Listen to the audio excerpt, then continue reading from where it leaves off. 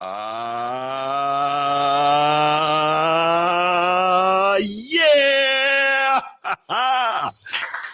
Yes. Welcome in. Welcome back to another episode of the Format Podcast live. This is the Sunday morning edition. And boy, oh boy, do we have a show for you here today. Oh my goodness. So I was up late last night. I was watching the fight, the boxing match, the David Morrell and David Benavidez, really good fight, a lot of action. And then I'm freaking, what's up, Transformer? I'm getting ready to go to bed, you know, doing all my show prep, my layouts and all that stuff, getting it all together. And then boom, we get the news, arguably the biggest trade in NBA history, one of them, right? And we'll definitely get to that. It's man, it's definitely something to talk about. So we had to do some rearranging. We had to add some stuff. We had to remove some stuff. But guess what?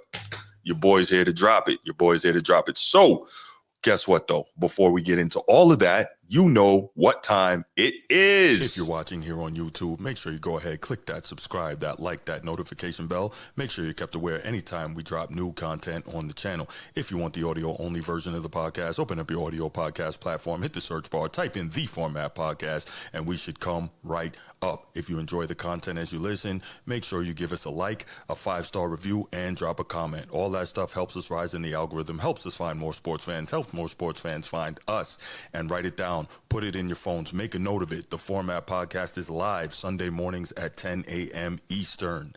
And finally, if you're really and truly enjoying the podcast and you want to help the show continue to grow, make sure you go ahead, click that join button, join the channel. We're going to have some exclusive content just for you.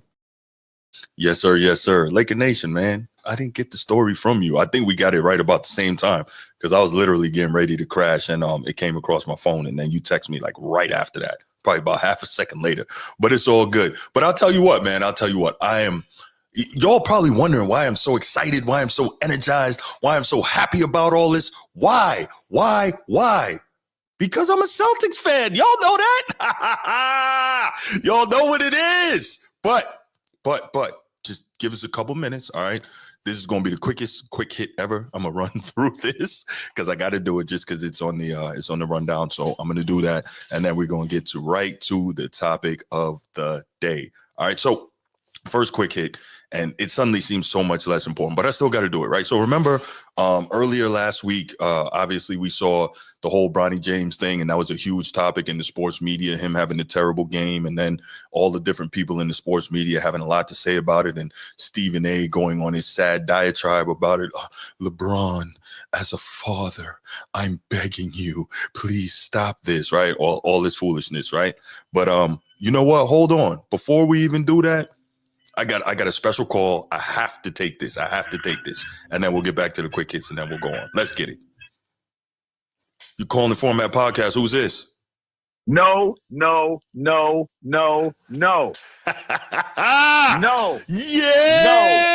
No.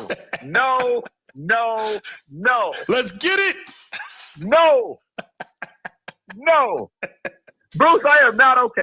Everybody, this is the Transformer, by the way. Yes. How's everybody doing on the Format Podcast? I'm not okay. If you're asking me, I'm not okay. I am not okay. Okay. Bruce. I love it. First of all, guys, I'm in Miami. I'm having a good time. I had a wedding last night. It was a beautiful wedding. I had a great night parlaying, partying with the people. Giving back, lovely night. I wake up this morning and my phone is literally like next tail chirp. It's just bleep, bleep, bleep, bleep, bleep. It's just a whole bunch of noise. Anthony Davis traded for Luka Doncic. Bruce? Yes, Transformer. Help me. Help me, bro. I can't help you because I love this. I can't help you. Help me understand this. Okay, listen. Talk to me, brother. This is a move for the future. Yes. This absolutely screams LeBron is gone next year.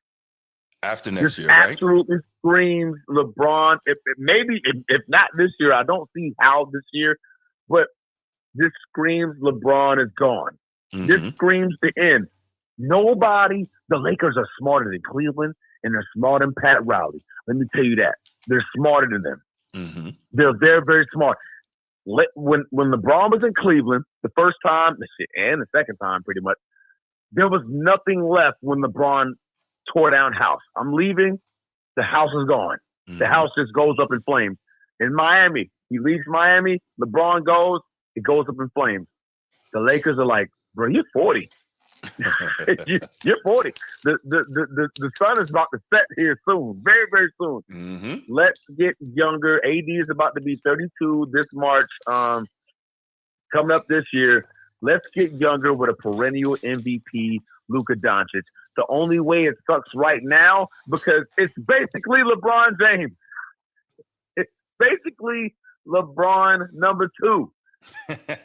How do we go trade for the most comparable person to LeBron James on the team? It don't make sense.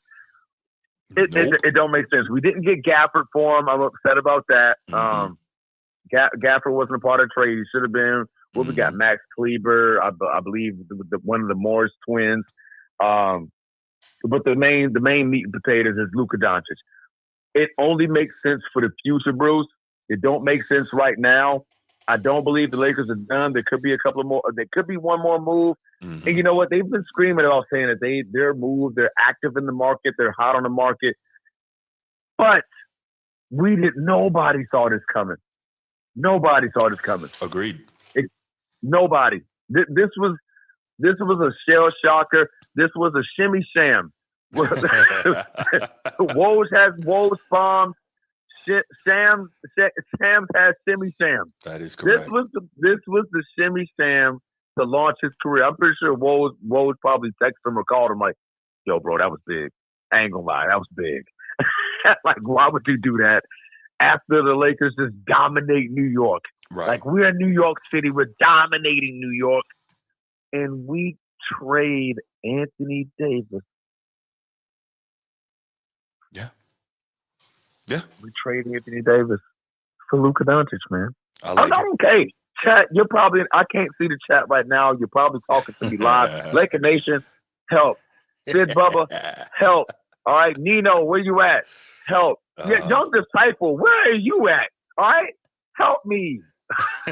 Help me come to grips with this right now. All right. Oh man. So Laker Nation actually makes the point, and we'll discuss this a lot more later, that, you know, the deadline is, and we talked about this, the deadline is 4 days away. So there could be, you know, another domino to fall. This could be, this is the end of LeBron. This is the end. We waited, it's been 22 years. LeBron was drafted in 2003. To the Cleveland Cavaliers. Mm-hmm. It is currently 2025. That's correct. First of all, saying that in itself is just insane. It is insane. It's insane. This is the end. This only points, and LeBron probably called Rob Pelinka, he called Jeannie, like, yo, what the hell? And they probably finally broke it to him. Well, buddy, the sun is setting, young fella. It's over. It's over. That's if you believe he didn't really know. But that's a different story. Nah, I don't. Because it doesn't make sense for him. Agreed. Just like Russell Westbrook didn't make sense for him. So, you know. Okay, well, that didn't make sense. But I can kind of understand it. I hated it. I hated every part of Russell Westbrook being a Laker. First of all, most importantly, Laker Nation, don't curse me out, because I know you're probably going to get in the chat. Like, don't defend that Russell Westbrook thing. I hated it. I hated every part of it. I called it before it happened. I'm like, that was the dumbest trade that we could have made. But I can see how it can kind of make sense. I can see how it kind of, point guard, I'm LeBron, there's AD, maybe we need another guard. I get it. We don't need another LeBron. we don't need another LeBron. I don't see how LeBron goes and be like, give me the guy that plays exactly like me. He don't play defense. He's ball hog. He needs the ball. Mm-hmm. He can rebound. He can pass the ball. He can do all that. But he's basically me. Yes, why would I trade for the person in the mirror? He's basically the Caucasian LeBron James. Call a spade, Bruce. Why trade for him? I don't know what Transformer. I don't know what to tell you, man. He's the palm skin color of LeBron James, man. This is he's Palm James. I'm gonna call him Palm James. LePalm James. It's LePalm James, man. This is LePalm James. Hey, oh, that's classic. I like that. The Format Podcast. You heard it here first. We're calling him LePalm James. Don't nobody say anything else. He's LePalm James. You need to trademark that. He's LePalm James, man. Oh. You know what, Bruce? I'm gonna let you. I'm gonna let you run the show. Let me just tune in. I just wanted to express and show the world and give the Format Podcast and the world that I'm here. I'm just not here physically. You can't see me, but Don't you worry. can hear my voice. You can hear my voice. Laker Nation, Nino, Sid Bubba, young disciple, explain. Help me understand what's going on right now, man. Bruce, man, have a great show. No I'm doubt, going to tune man. in. Appreciate you. Matter of fact, I'm not even going to. I'm going to turn you off because the first topic I already don't like. I don't like the first topic already. Oh man! Oh, you go ahead and turn this off. That's how you do. All right. I'm going to turn. I'm gonna have to play you on the rewind when I'm driving back up to Jacksonville, man. But nah, I probably can't do it right now, man. Oh man, that's good. That's good. But no, have a good show, man. Absolutely. Right, man, I miss you guys. Format Podcast. I'll see you guys soon. Yes, sir. Yes, sir. Appreciate the call, man. Yes, sir. All right. Gee, what's going on, my brother? How you doing? Good. No doubt. We got some big news, man. Definitely kind of twisted up what we had programmed to to discuss today, but yeah. But that's all right though. I mean, that's how this thing goes, right? You got a major story. That was a Transformer? Yeah, that was Transformer calling in. That's my guy, man. Yeah, no doubt.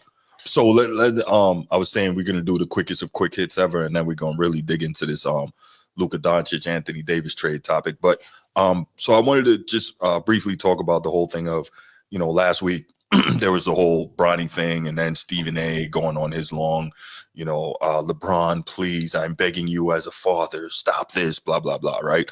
His whole basic performance on ESPN, right? And so this was funny because when I talk about LeBron James trying to control the media, they always tell me I'm a hater, right? They always say that. But guess what? Stephen A, after he said that, the day after, he gets contacted by Clutch Sports. So I got a quick sound on that. Then we'll briefly discuss it, and then we'll go ahead and get to the main topics. But I definitely wanted to, just, it wasn't worth a full topic, but I definitely wanted to have something to say about this. Because, anybody who talks about LeBron and the truth of what he does is a hater. So just wanted to bring this up. I was on First Take, my day job on ESPN earlier this morning, and I spoke about this, and I felt the need to elaborate even further because a couple of people text me and pissed me off, and they know who they are.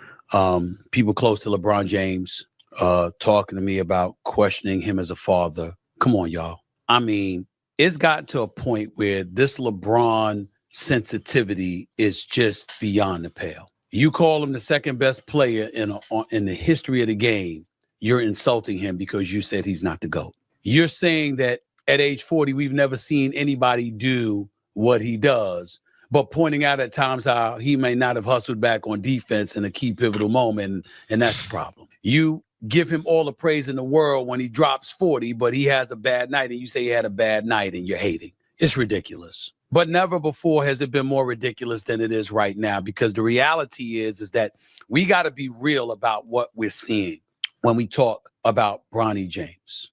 All right, so we're going to leave it right there, man. Gee, what are your thoughts about, this business of anybody who's in the mainstream media who dares to criticize LeBron in any fashion? He's sending his minions after them. What's the deal, man? What you got? Man, I don't know. When I saw that clip, the first thing I thought about was like, damn, that's Bruce all day. That's right. That's Bruce been saying that for so long that, and finally hear it from mainstream media is like, okay, it's not one of those things that's been made up, that is actually really happening. And so my second thought was this AI? And I was like, nah, but I know they're gonna say it's AI. But I don't know, man. Bronny's Bronny, man. Bronny has a following. You Mm-hmm. know, he has a following, That's cool. man. Like they would chant MVP Crazy, at right? the Washington Wizards game, man. And Yeah. I think it had everybody baffled, like MVP of what? Right. What? Yeah. So Yeah. I mean, I don't know if they was heckling him or what, man. I don't know. I have no idea. Yeah. Yeah. Yeah. Steve, I like Steven. I like where his platform is going now. Like he talks Mm-hmm. about just about any and everything He on does. He that does. YouTube channel. Mm-hmm. Do I agree with it all the time? Nah, I don't. But Right. you know, Right. I think he used that as a way of and I don't know if this is the Cam effect or what, but I should say the Shannon effect, right? Because Shannon was like Mm, the first one to really blow like that, and then yeah. everybody's now getting a piece of that money now. But Mm-hmm. um, that whole platform in itself is turning into something I never thought ESPN would be, and they got a variety of flavors of different types of broadcasting and stuff, right? Like, so Mm-hmm. it's not the traditional broadcasting that you used to, like Channel Two Tuned News in. at 11 o'clock at night. Like, nah, it's Right. a Right. little culturally diverse and or Mm-hmm. um, just live, man. Like you go in there, you don't know really what you're gonna get. Yeah. But for him to not do that, not put that on that platform, right, and pull it on his own channel is like, is he doing Mm-hmm. this for bites, right? Or he doing this for views?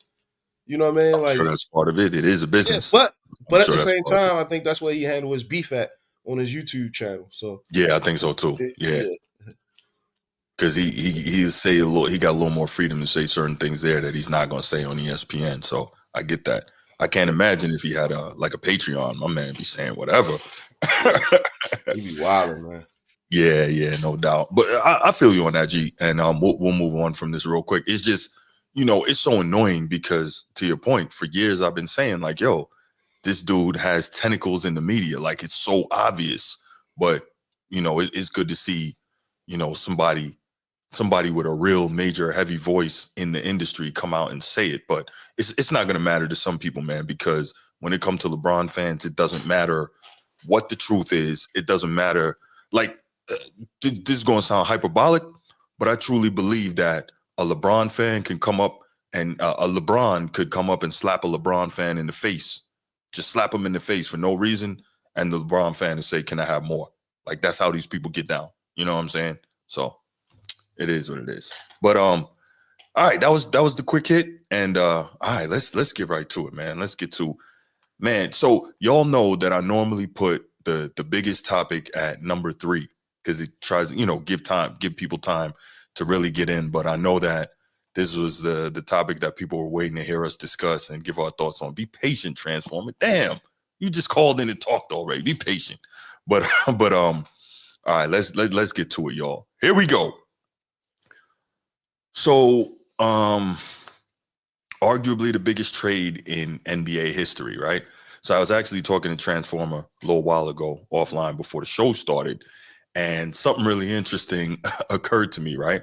So obviously this Luka for Anthony Davis, basically, there's some other components involved, but that's the real deal, right? The two heavy hitters, the swap for that. And the Utah Jazz are also involved in there. I think they get some picks, but nobody really cares about any of that, right? But anyway, a lot of people are saying this is, the biggest trade in NBA history, which might well be true. But then also we can go back to summer of 2007, where Kevin Garnett, I believe, got traded to the Celtics for 8 or 10 players. So that was also arguably the biggest trade in NBA history. And the reason I bring that up is not to take away from what the Lakers are doing. I just brought it up because it's so ironic that the two biggest trades in NBA history, without question, are, guess what? The Lakers and the Celtics. What other way would it be? But anyway, let's get to it. So last night I'm watching the fight, the David Benavidez, good action fight, entertaining. If you get a chance to watch a replay today, go watch it. I'm watching the fight. I'm doing show prep, doing the layouts, doing the thumbnails, all that stuff, getting, sound clips together and all that, my normal stuff. And I'm like, okay, I'm done. Close down the laptop, getting ready to lay it down for the night. And across my phone, here comes this, according to Shams, bombshell trade, blah, blah, blah. What? 2 seconds later, text from Laker Nation. Bruce, da-da-da-da. What? I'm like, nah, I don't even believe this. This don't even sound real, right? And Brian Windhorst and a lot of other big names in the sports media sphere, like legitimate journalists, they were saying that when they first saw it, they believed that Sham's account had been hacked because it was just so out of left field and so major, like nobody believed it. So I'm like, all right, let me check some other spots, some other, sports things and try to verify that this thing is real. And then boom, all of a sudden, here they come. ESPN, Bleacher Report, everybody sending, follow-up text. This is a real deal. And I'm like, damn. And so here we go. Now we have we have a totally different Western Conference over the course of the last 10 hours or so. And so I guess I'll start with you, G. And I guess what were your first thoughts on hearing this? And what do you think of the fit? And what do you think of this going forward? And then we'll delve into this some more. The first thing when I saw it last night, the first thing I thought was, I told these people, man. I told everybody, man. I said, man, they about to rebuild. I said it early on the year before when we first started talking about the Lakers. I was like, oh, they signed and they brought Brian. I said, man, what if they about to rebuild, man? They just building all these pieces for trades. And then sure enough, like middle of the season, they get rid of AD. Who's next? They can't get no big pieces for LeBron. He's too old. You're not gonna get no big pieces for LeBron, so they know that. Maybe they ride his contract, but they definitely rebuilding, man, with that piece right there. It really doesn't make sense other than the rebuild. Like you don't have nobody stop nobody in the post right now. You thin down there in the West, it's a lot of really good centers in the West that'll pretty much dominate, take over the game with what you have down there right now. So right. I mean, all roads lead to either rebuild. Maybe you trade. Maybe I hate saying maybe, but what if you might see a Kyrie and LeBron reunion? Reunion, yeah. Thanks, man. A Kyrie and LeBron reunion in Dallas, man. Like, I mean, if you LeBron, you can't be happy right now, and if you're talking about competing, right? You can't be happy right now if you're talking about competing with Luka. He doesn't play defense. You're really not playing too much defense. You don't really have too many defenders. Right. And I mean, Markieff Morris is going to try. He's going to try, but he's not Anthony Davis, obviously. But he's always going to give effort though. So I'm not mad at that. The only person that benefited from that trade was Redick, JJ. He's the only one. Because now his job might be safe with a rebuild. Oh, okay. That's interesting. That's a different approach, bro. But like you looking at it, like that's not one I will pick up, bro. Like unless you put LeBron at the 4. I don't know how this is going to work, G. Real talk. First thing I thought was, and this was interesting. So remember, what is it, about a month ago when LeBron passed Michael Jordan for career 30-point games, right? Right. And they asked Anthony Davis about it post game, and Anthony Davis said, "Well, took him 7 more years." First thing I said when I heard that was, "This dude about to get traded." I remember you said that, bro. I remember you said that. How dare you? How dare you? Lo and behold, my man up out of there. That's crazy. Oh man, no. So apparently, LeBron is saying that he had no idea this was coming. He was out for dinner with his family after torching the Knicks last night. Great game by LeBron, by the way.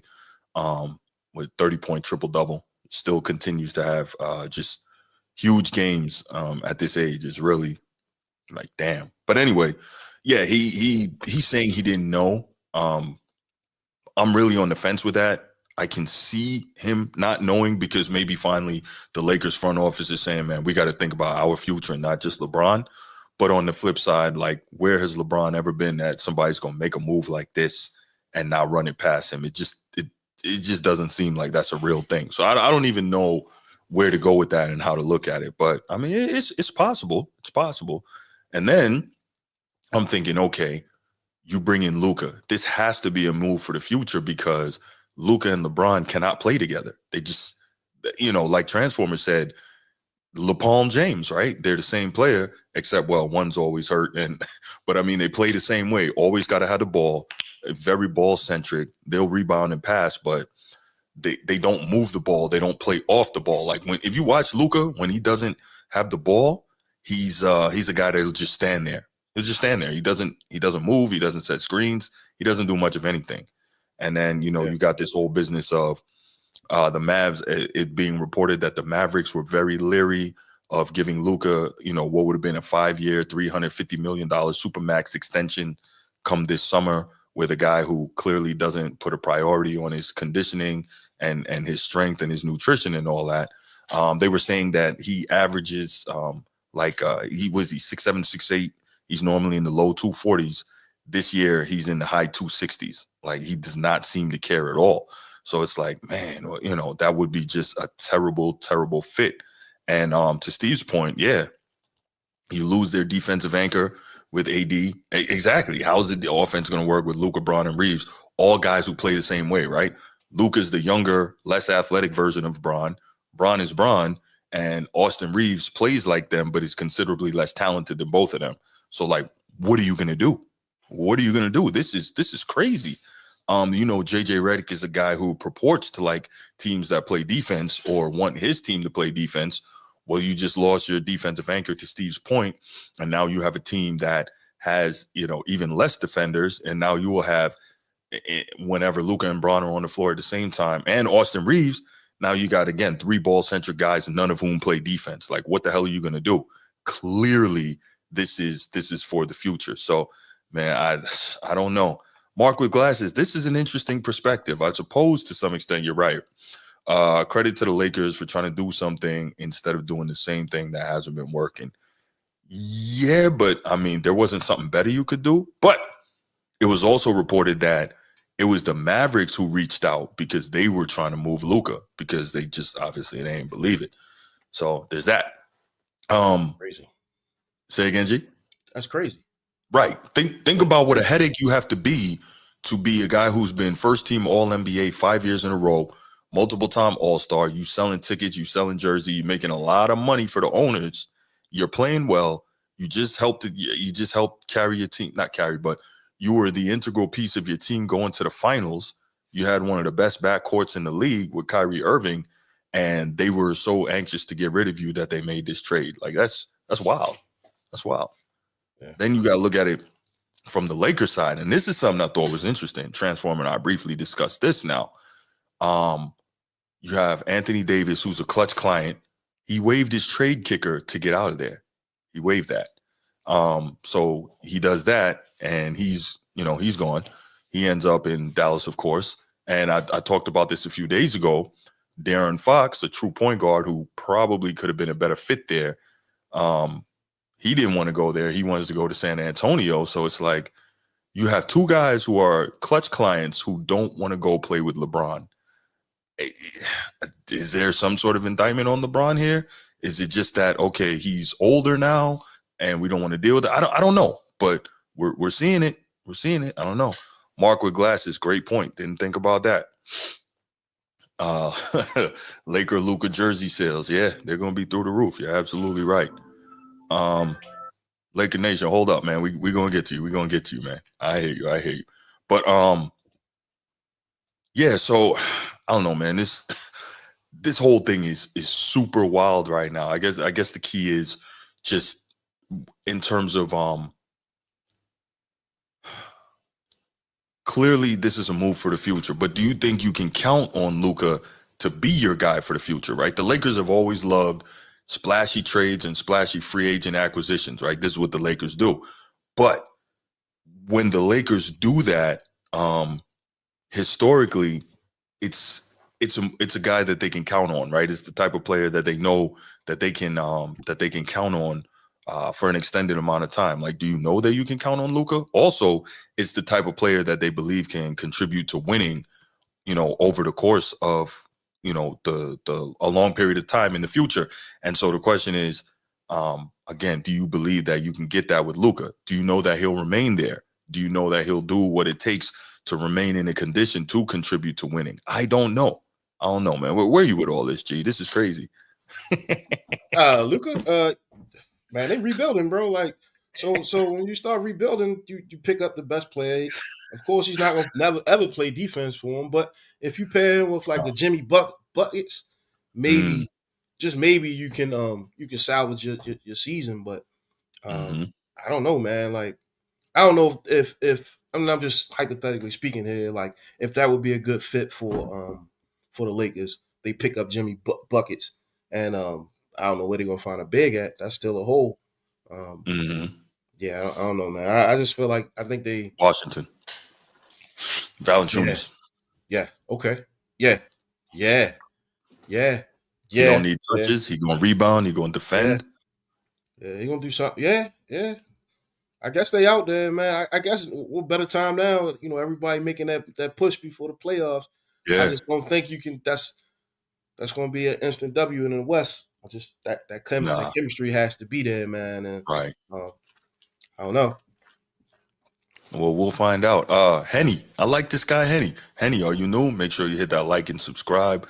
I like what I'm seeing here, brother. Yeah, you see that, G? That's good. This guy Henny knows what he's talking about. I like him. Well, just because he, come on, bro. I gotta show Henny some love, man. I gotta do that. Hat back down, man. Oh man. Sid Bubba says LeBron will give Luka some of his vibranium in training schedule. I know, right? We talked about that, Transformer and I. The problem is, does Luka actually want it? Is he willing to do it, right? Because if he gets with LeBron and does the work, he'll be fine. But does he really want to do it? Like, it seems to me he's lazy.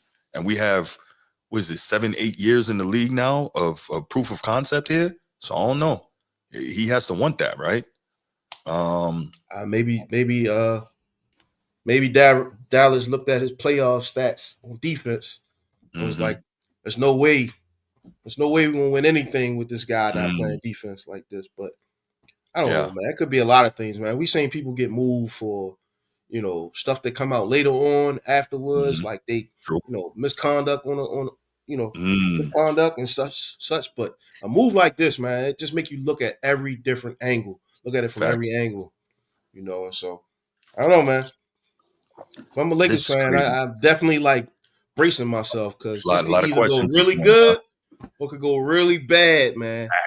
Facts. But Laker Nation actually had a really good point in saying that, you know, there's still other moves to be made. We got a few days left, and he doesn't believe this is it. So, I mean, we got to wait and see what they do. Real quick, this is something I neglected to do. I got a little thrown off because of the excitement of the show this morning and Transformer called in and all that. Let me give a shout to the channel members. Of course, Laker Nation, our #1 member. Of course, It's Not That Serious in here with us. Of course, Sid Bubba. Thank you all for being here. Thank you for channel members, being channel members. I appreciate y'all. Didn't forget about you. Definitely got something nice coming. So have no fear. But man, this is. I think there's just. I think the thing about this topic too, this Luka, Anthony Davis thing, we are so inclined to look at it from the Lakers side. Let's take a trip to Dallas real quick and look at. They're in a good position now if Anthony Davis gets healthy to be dangerous in the West, right? Kyrie is going to be able to play his natural point guard position. Obviously, you got Clay at the 2. You have a real power forward, and then you actually have what's my man's name, Gafford, and Lively, who can actually play the center. And then you got, you have role players off the bench around these guys. And so now Jason Kidd is probably going to be able to really coach his true system now that Luka's gone and you don't have to play Luka ball. So now Dallas becomes, in my estimation, much more dangerous than the Lakers do. That's a good football team. Exactly, Sid Bubba. Exactly. That's a excuse me. That's a much more dangerous team here. So what do you think about Dallas's improvement on this side of the trade? Man, if that's Jason Kidd call, man, that dude he been killing it since he was a player. I think this move right here with adding AD, granted he stay healthy, he's still a health risk. And I think that was one of the reasons why the Lakers didn't really mind moving him and stuff. He get hurt too much. But wow. Yeah, that's crazy. Yeah, that's crazy, man. That's crazy. Kyrie might I just don't think they done though, man. Like I think for whatever Agreed. reason, though, man. Like I think for whatever Agreed. reason, you know how LeBron is. You see that team over there, man. He might skip. So the only thing I'll say about that, I don't disagree. The only thing is, anywhere he go, I'm thinking Bronny probably got to go with him. And so now that becomes the question of, does the next team want to deal with that? You know? Yeah, I think he took We Bronny don't as know. far as he need to take him, man. Like I honestly don't think he should have took him this far, but you know he did, right? He still, and on paper they look good, but at the same time we know Clay is past his prime. Yes. You know, Yes. so and Kyrie's still doing what Kyrie do. That's not gonna happen. But I look at that roster, man. That's really from a superstar's perspective, man. I still think they're not gonna be able to get 7 games out of all those players, man. Going into these playoffs, I don't think so. I don't, and I don't know if AD is even healthy enough to play those many minutes in the playoffs anymore without getting injured. Didn't he play like 75 games last year, though? I think he did, right? He did. Yeah. So, you know. Yeah, I guess it's hard to say that, man. But I did read something that said that he was injured. So I'm not sure if they was just tired of him being injured and just decided to. Could be. I just think this is. Woo. I mean, because the whole thing is, if you're building for the future, AD's not that old, right? What's AD? 30? 29? Yeah. He's not that old, right? Maybe 30. So you could still build with the future with him. I don't know. Because if it's my choice, Luka or AD, I'm doing AD. Pause. I'm choosing AD to be the guy in the future that I built around. So I don't know.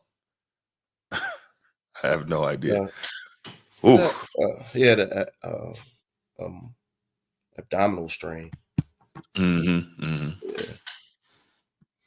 Or maybe I wonder if it wasn't as bad as they say, but they knew this was coming and they held him out. Yeah. Teams do that. Yeah. So I don't know. This is man. Whew, this is interesting. All right, let's do this, man. You know what time it is. I know that we got people waiting to get in here and say what they have to say about this. I'm surprised Bruce not in here, man. But let's go ahead and let's do it. All right, y'all know what time it is. I know Laker Nation waiting to talk. I know he's waiting to have a lot to say. There we go.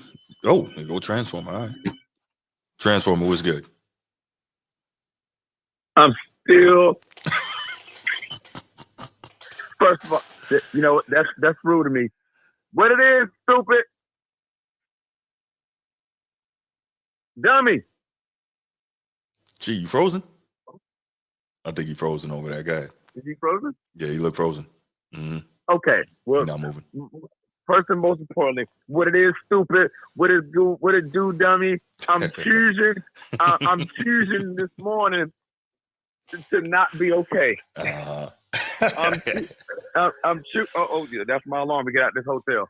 I'm choosing not to be okay right now. Okay, dude. This isn't. If you ever heard an incomplete sentence, you heard it this morning. This is an incomplete sentence. There's no way this is done. There's no way.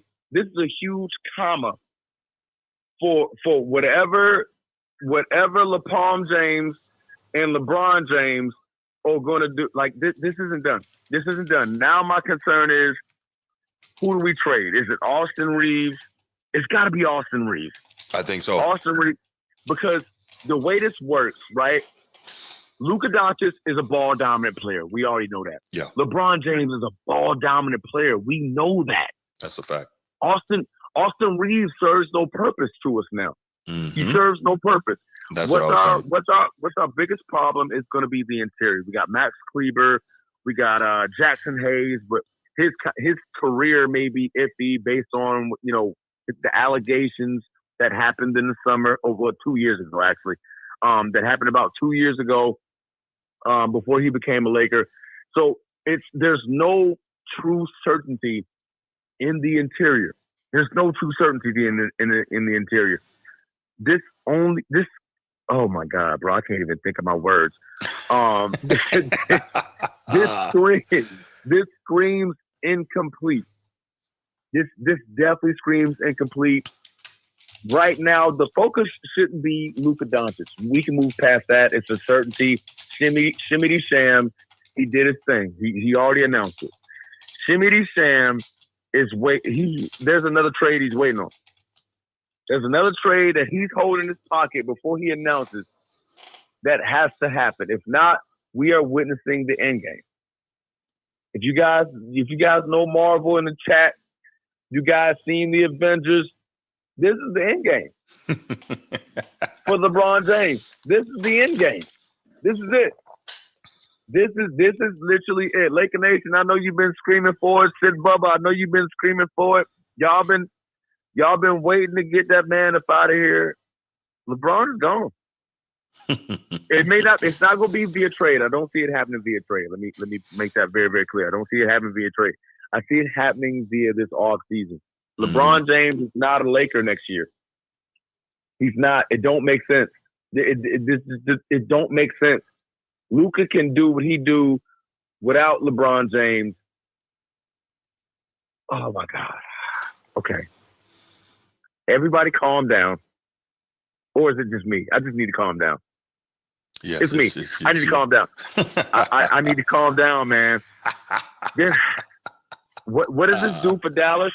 This makes Dallas a very, very, very great basketball team. They need Kyrie, Anthony Davis, what's the 3-point shooters? Klay Thompson. Mm-hmm. They got pieces. They got a bench. Mm-hmm. They got nice depth. They're gonna be nice. They're gonna be okay. And the difference is they're actually gonna be allowed to play a real system now. Jason Kidd's gonna actually be allowed to coach. I'm afraid on what Jason Kidd does for Kyrie. He may have unlocked a different Kyrie. Mm-hmm. But because the thing, he's going to have to unlock a different Kyrie. The way Jason Kidd plays, the way he won that, I almost said Super Bowl. Why is my mind on football? Go Kansas City, guys. Go Kansas. Oh, okay. You just gave it away. We know who you picking in the pick 'em. Damn. Well, hey, Shimmy Sham. I just dropped the Shimmy Sham. You Kansas did. City win a Super Bowl. Nope.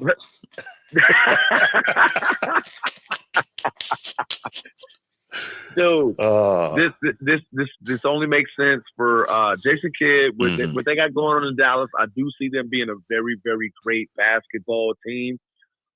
You certified. You got Gafford at the 5, so you truly gonna put AD at the 4, which makes AD the most comfortable ever. So that's gonna unlock him even more. You got Kyrie at the point, who's just gonna be able to run the show because Luka doesn't have the ball in his hands. You got Klay Thompson. You got guys that can knock down shots. Dallas is going to be great. I'm going to say it here right now. The Lakers are truly, truly incomplete. They're very, very incomplete. We don't know when Luka's going to come back. I believe he's still nursing the calf. He is. I believe he has calf strain. Yep. Yeah, calf strain. There you go. He's nursing that. So right now, what do we do? Damn. What do we do right now that's going to just keep us in this 5 spot, keep us in contention? Granted, we're coming up on an easier schedule. I believe next 2 games are going to be a little tough. I think we got the Clippers. We may have another strong opponent in the next 2 games. But after these next 2 games, we're playing teams that are well under 500. For the next 5 or 6 games, we're playing teams that are well under 500. So these could be the figure it out type of games. But it's got to be another play. For us to make it work this season, it's got to be another play, Bruce. It's got to be another play. Yeah, yes, definitely gonna have to do that. Sid Bubba says Dallas may be able to win it all this year. They made it to the finals last year. Ooh. But they made it off the back of Luka Doncic. That's different. Nah, but remember, Kyrie was balling out his mind too, though. It wasn't just Luka. Kyrie was getting busy. Yeah.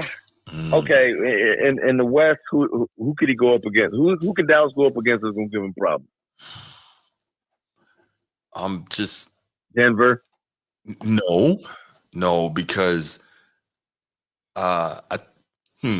yeah, maybe Denver, but I feel like AD can, if he's healthy, I think he can go blow for blow with Jokic. I do. You know what?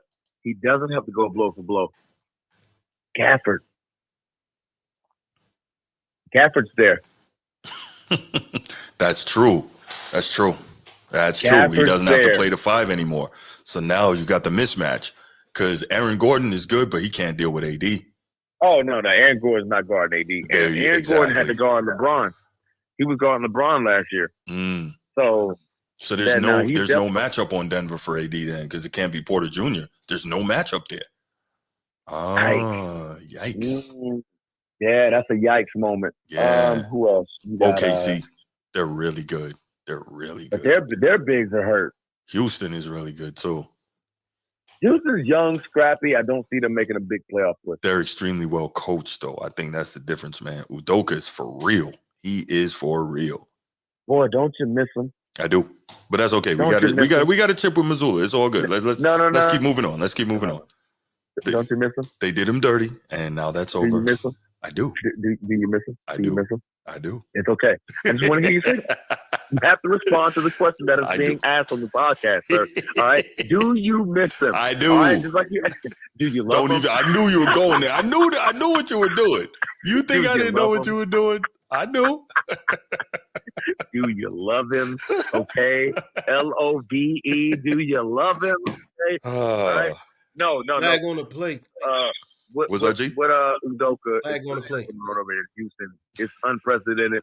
I didn't see them being second in the West. So, no. But I don't see them making a strong playoff push with the roster that they have. It just doesn't make sense to me.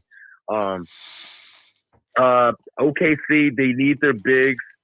They're currently all battered up, but they're still number 1 in the West. So maybe a little bit of competition comes. Well, again, we're talking, providing guys get healthy on all these teams, but just the way they play, man. OKC plays really good basketball. The way they move the ball, and very great. They don't live on shooting a ton of threes. Like, I got a lot of respect for that. It's a good basketball team. And that starts with SGA. SGA, he pulls to the mid range. That's SGA right. is very, very mid range. Correct. He's like DeMar DeRozan on steroids. That sounds about right. You know what I mean? So you have a great basketball team there, man. Oh my God, who do we line up against? Nobody with a big. Nobody with a big, bro. Y'all in big trouble. We're in big trouble, man. Max Kleber, bro. Hey, look, Max Kleber. Listen, Markieff Morris gonna go down there and he's gonna give it everything he got. That dude he's gonna hustle and he's gonna defend and he's gonna do what he can. It's just he's limited. So that's crazy. Both brothers were eventually Lakers. Yeah. We had Marcus Morris. Now we got Markieff. That's crazy work. That's what happens when you got twins in the league, That's what happens when you're a freaking Laker. Okay. I don't even know what we do crazy stuff, man. It's just crazy stuff that happens every time. But anyway, man, I'm gonna let somebody else call in. Somebody, Laker Nation. Yeah, do me a favor. He's coming up. Call right now.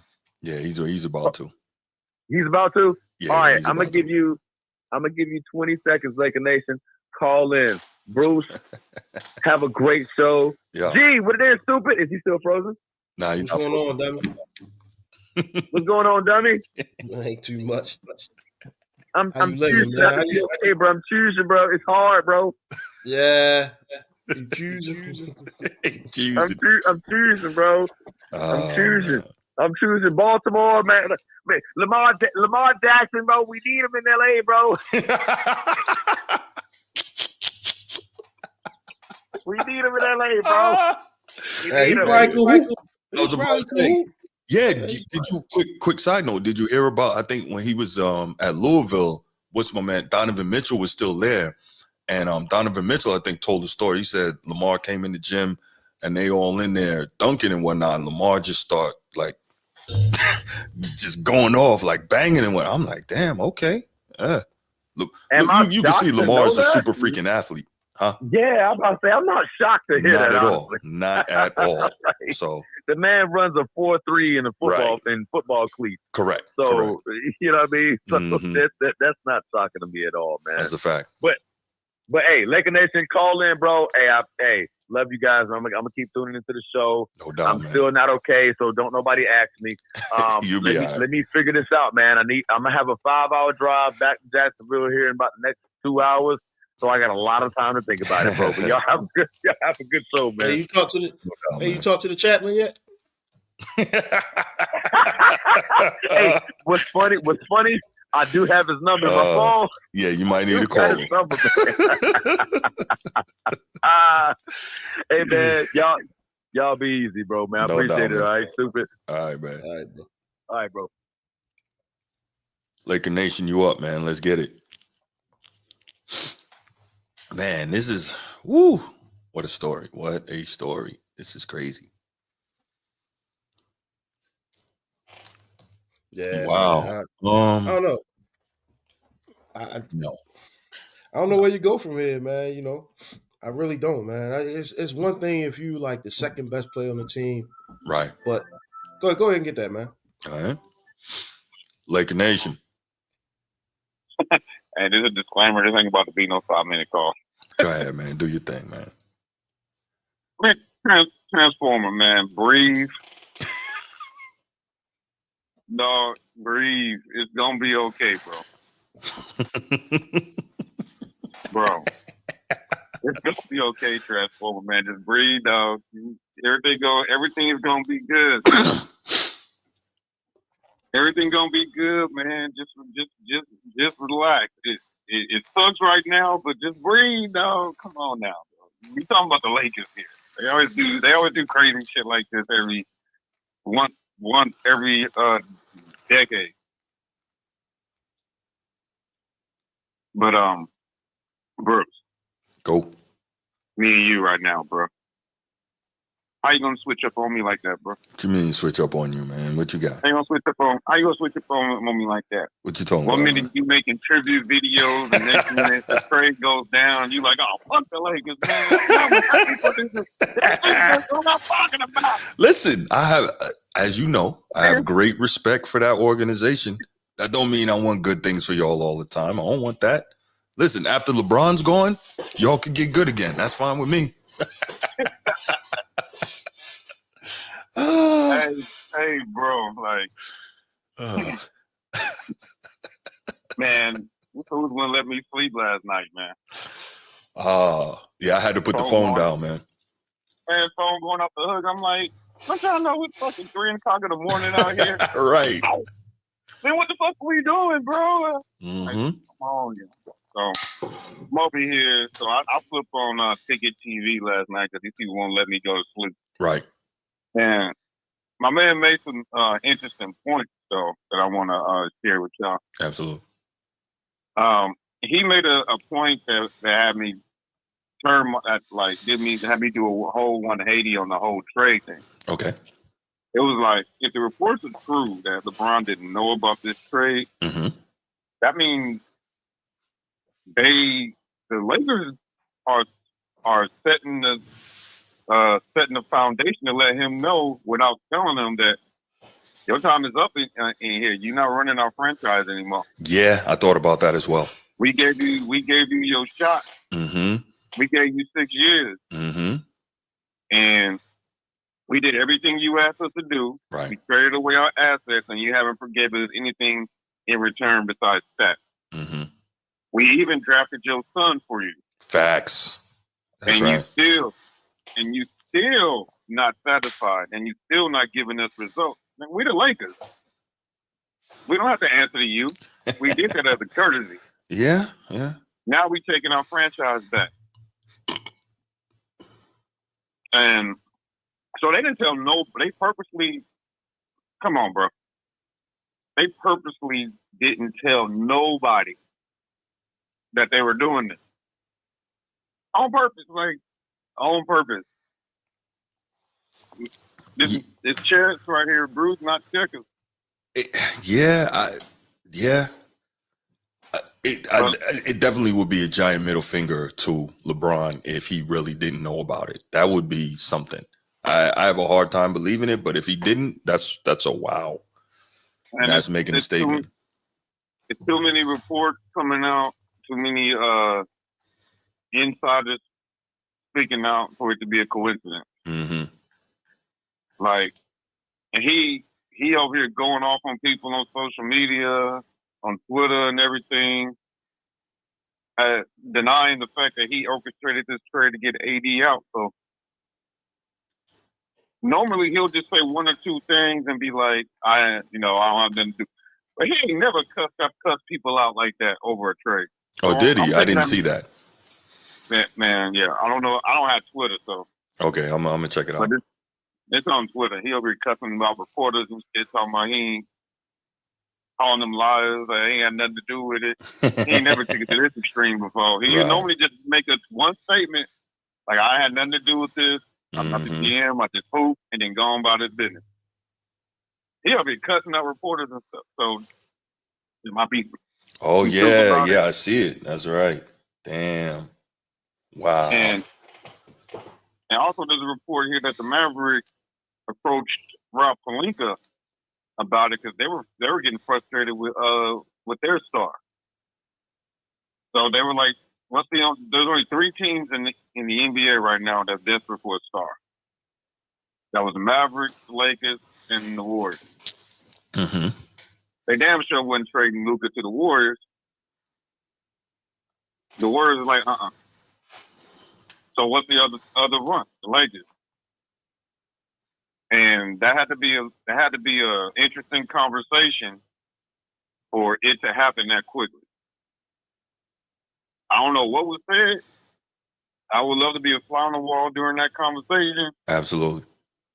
But for them to, they had to say something for Rob Lincoln to say, okay, yeah, we'll give y'all 8 Anthony Davis. But at the end of the day, it worked out better for him. Yes, that is correct. It saves the rest of his prime. Because he don't have to do so much in you don't have to do so much out there than what he had to do here. Because he's gonna be at the 4 where he wants to be. I think the Mavericks probably made one more move to get another big there for him. Because I don't think the Mavericks are done to beef up that front line. But defensively, all 5 positions, they solid. They can defend anybody, in my opinion. Yeah, it's not a bad look at all. They're in good shape. They are in good shape. I think Anthony Davis was the last missing piece, that rim protector that they need, and because they play better without Luka on the floor. Mm-hmm. Just like the Lakers play better with LeBron off the floor. Mm-hmm. Mm-hmm. Hold on a second, man. Let me respond real quick to Edward in the chat. So he says, I would too if they cap on me, and I'm assuming he's responding to when you said LeBron, cursed out the reporter on Twitter. And so here's my thing, right? So this is it. I looked up the tweet when you were talking about it. So CBS Sports reports LeBron had grown frustrated with Anthony Davis. NBA Insider with some insights on how the Lakers got to this position, blah, blah, blah. LeBron quote tweeted that and said, "You a effing lie," with a clown emoji and I guess the Pinocchio emoji. So here's my question, Edward. I'm not saying the reporter is right. I'm not saying LeBron is right. But here's my question. Why is it you LeBron fans always side with him as if he hasn't been caught lying publicly on multiple occasions? Why do you always think that it's impossible for someone else to be telling the truth if there's a dispute with LeBron? Please answer that for me. I want to know. Go ahead. Go ahead, Laker Nation. Sorry. Well, I'm going to say this. This is the same guy that went on record saying that he was in the hospital when Patrick Mahomes was born, and he knew that his name was Patrick Mahomes, or he knew who his name was, and saw his future, that he was going to be a Super Bowl winning quarterback as a newborn. That he went in there and helped deliver him. What? So that's the same guy. Wow. So that said that. So we supposed to believe him. Mm-hmm, Y'all Brown fans do. right. Yeah, I don't know, man. Those Laker fans, I'm talking about the real Laker fans, Mm-hmm. not these bandwagon ones that jumped on the board in 2018. Right. When he came over here. I'm talking about the true ones. Right. The only reason why this is a win trade for us because we know LeBron is out of there. Because I'm gonna say this: Luka ain't going for that shit. Luka is that. That's true. Luka is the one star that is not gonna put up with LeBron bullshit. Yeah. He is not gonna put up with JJ Redick bullshit. That's gonna be real interesting. He's like, you not what? Get Bronny out of here. Get his ass out of here. You think he's gonna stand in the corner and be a spot up shooter so LeBron? Hell no. Right. He's like, give me the ball. Move out my way. And move the fuck out my way. Yeah.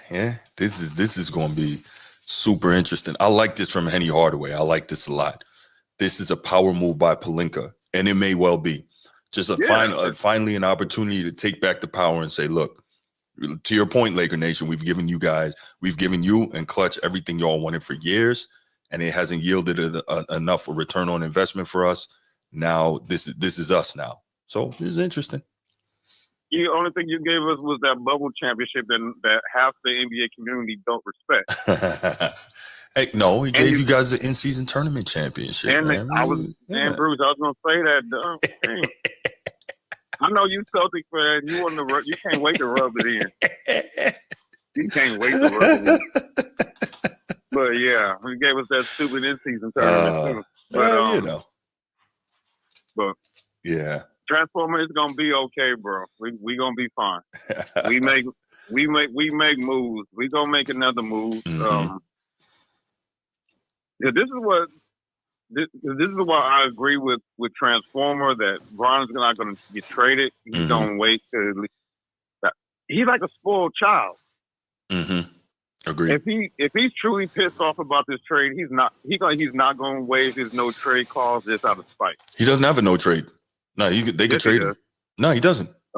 Yeah, he does. There's only two NBA players that got no trade clauses. That's him and Bradley Beal. Let me look. I don't believe he has a no trade. Come on, Bruce. You're a journalist. You're supposed to know these things. No, I remember they were talking about it last year when they were talking about the rumor that he might get traded to the Warriors. Oh, no trade clause. Yeah, but no, he never waived it. AD, I don't think AD had a no trade clause in his. Well, we know that now. Okay. So he didn't have one when he signed the extension. He got one. Okay. He didn't have it before. He does now. Yeah, right, he got a no trade. So I just think he's just out of spite, not gonna waive his no trade clause. Mm-hmm. And JJ Redick out of there too. Oh yeah, you already know. He's one and done. Mm-hmm. Right. Lakers about to ship him out. I wouldn't be surprised if they rehire Darvin Ham or try to, because they need to salvage that relationship. Because regardless of how y'all feel about him, he was done dirty. Agreed. So, agreed. But yo, let me run, man. We got another call waiting, and then I got to get to the next topics, man. But we'll get back to you. Stick around. All right, Bruce. All right, man. I appreciate you. All right, Bruce, I know you wanted to call in, man. Go ahead and dial the number. Bruce only. Bruce, give us a call, man. Waiting for you. Darvin staying in Milwaukee, that's not happening. Yeah, it's tough. It's tough.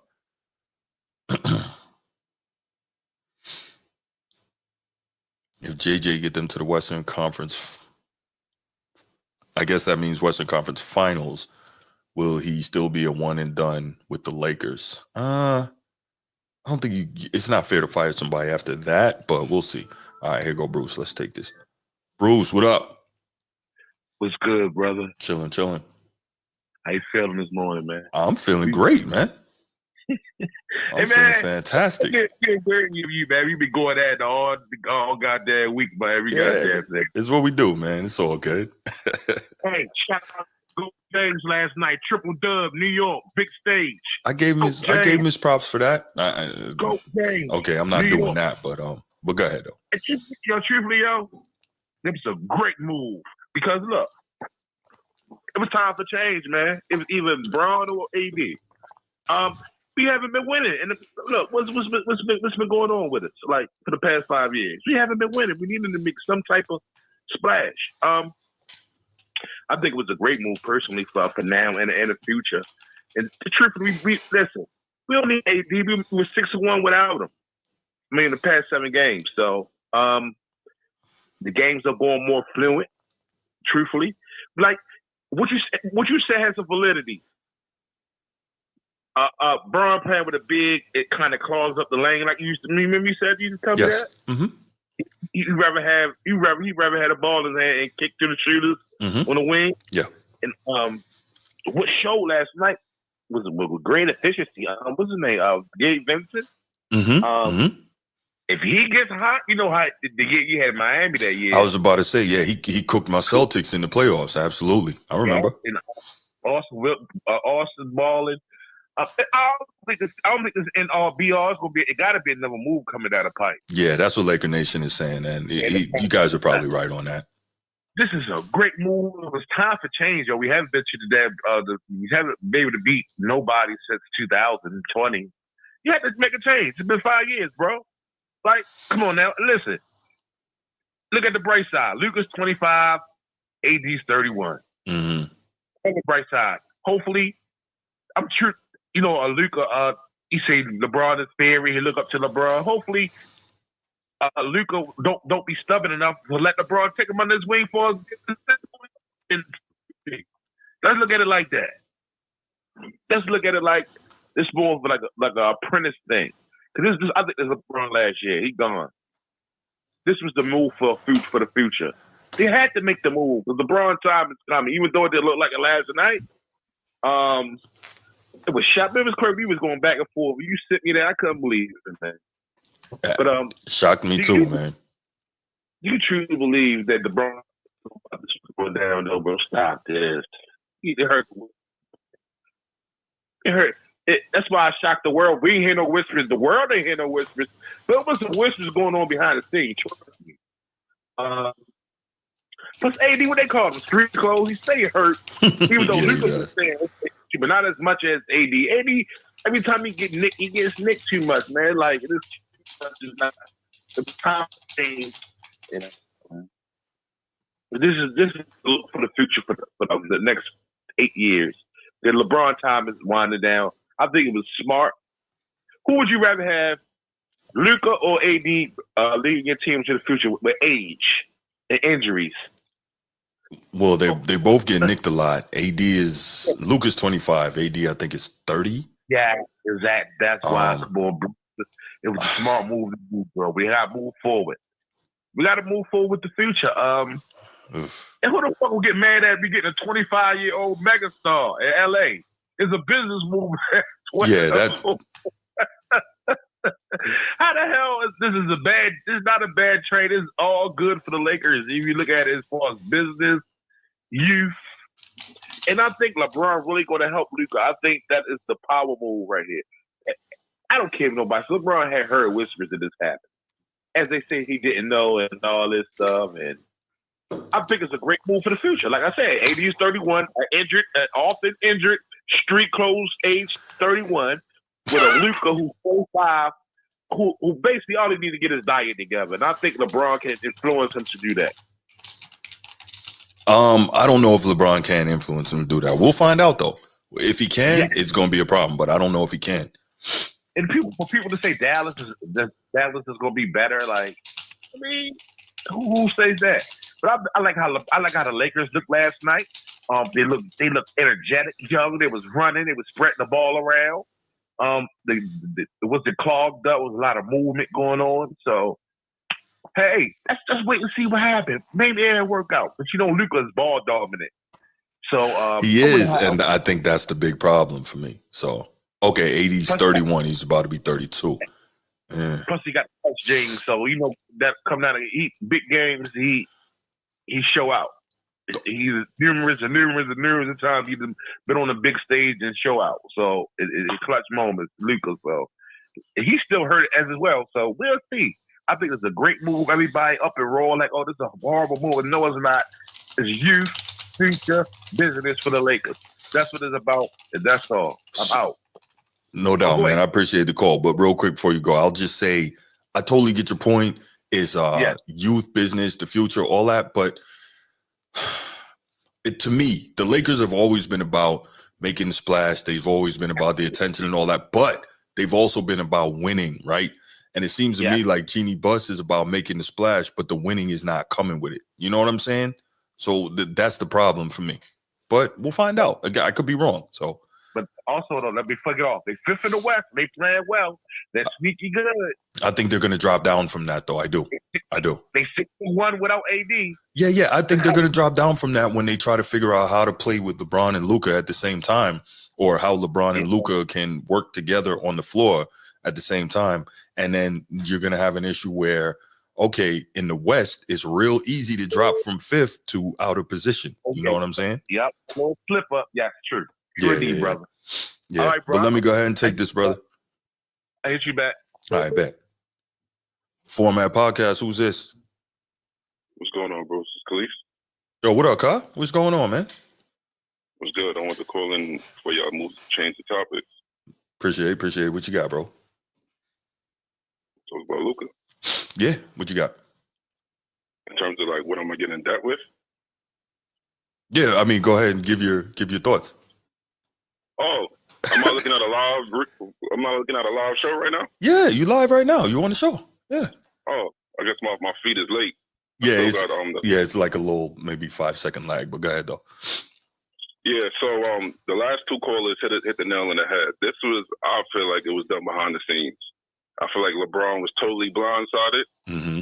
I think the Buss family is over it, just as Gilbert was, and with the Cavs, and just as Pat Riley was with Miami. That's strongly how I feel right now. I feel like it is going in a new direction, but you can't move LeBron unless you got another golden goose if you're a Laker Nation. Right. And they got one of the biggest golden gooses in the whole NBA, in Luka. So I feel like they're going to start looking to move LeBron next, and a few other pieces. But they're starting to build around Luka. And I'm not that big on the Mavs trade, switching to them now, as the others are, because of the durability issue. Clay, AD, Kyrie, and that's supposed to be the big three that they're building around. And even their young center, Lively. Well, he's hurt now. He might not play the rest of the year, I think. Yeah, so you got that. But you got Gafford, though. No, getting Gafford solid. I mean, as a Knicks fan, I'm looking at Gafford. So that's the first thing I saw when this trade went through. I'm like, yo, let me get Gafford because I don't know. But I think there's definitely going to be some other trades coming up with AD and also Bronny moving, I think. So here's my question for you. You think that anything with Bronny, do you think he's going to be linked to his pops, or do you think that he's going to be able to move individually? I think they might be get him out of there. Take the CBA Chinese player with you, man. China League player with you. Get him out of there. You get moved right with them. So that's how I feel.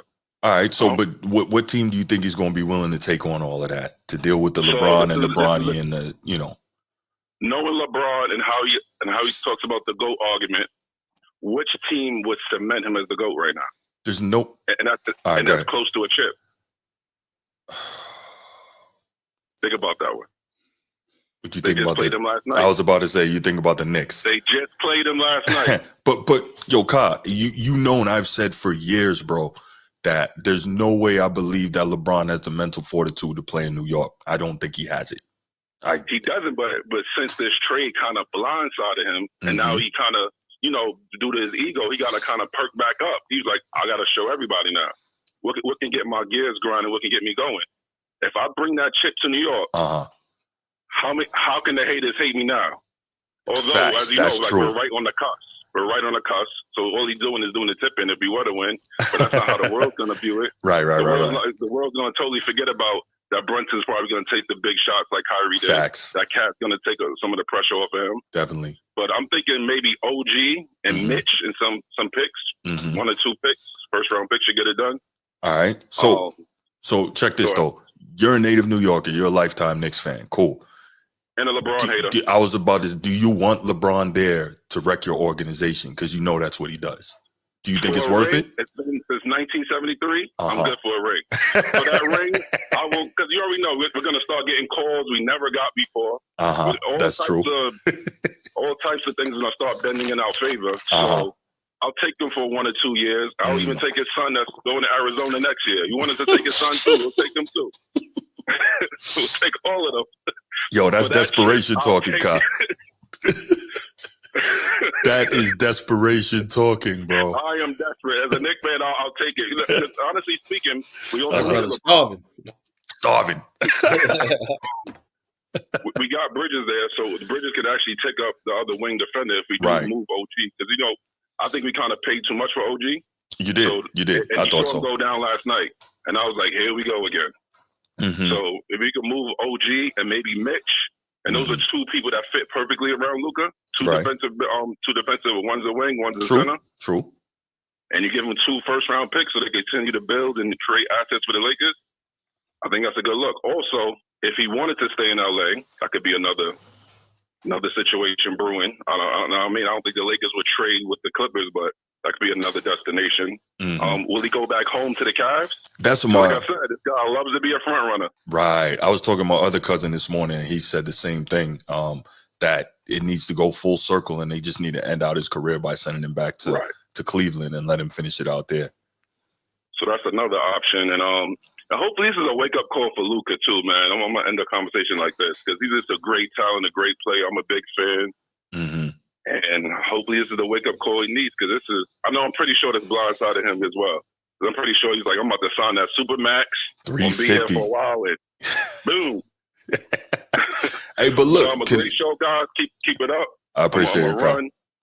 And I'll watch it while I'm doing my errands today. No doubt, man. I appreciate the call, brother. Thank you, man.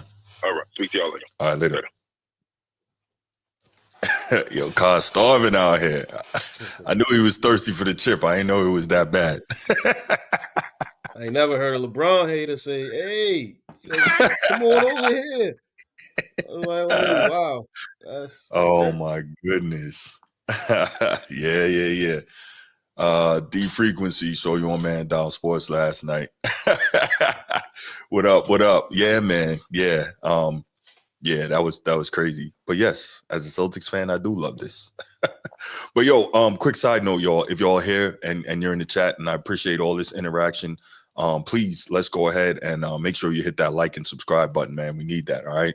Let's get this thing moving. Let's push it out in the algorithm. Please make sure you hit that. All right. So let's do this, man. Great interaction on that first topic. I knew that was going to be heavy. That's why I put it where I put it. I know people wanted to hear what we had to say about that. So let's go ahead and we're going to move to the second topic, y'all. And at the end, I think, say again. Nah, this probably should have been at least 2 topics. I know, right? It's a lot. Yeah, it's a lot, man. Yeah, it's you got to look at the entire ecosystem of the NBA now. That's a big change, man. Like, nobody lets their number 1 player walk for, I guess, a better number 2 player. Would you say that? You're talking about Dallas. Okay. Yeah, Dallas. I think when AD is at his best, he's easily a top 5 player in the league. I really do. Facts. Yeah. So when Luka's at his best, he's a top 5 player. So I don't know if I see it as letting the number 1 go for a really good number 2. I think that when they're both playing how they could play, it's a wash. That's how I see it. Yeah. And maybe it's not even a wash because AD gonna give you defense and Luka refuses to even try. Well, so do you think LeBron wins that last ring without AD? No. Remember, AD hit that big shot at the end. Not at all. Nah. Yeah. Nah. Yeah. No, I don't think so. And that's not anything about how I feel about LeBron. AD just got busy, you know. I think he got jerked on that. He was getting busy. But he was getting busy. Yeah. It is what it is. Yeah, that's what I'm saying. Like to let him walk is crazy. When Agreed. Man. All right, let's go ahead and let's move it to the next topic, y'all.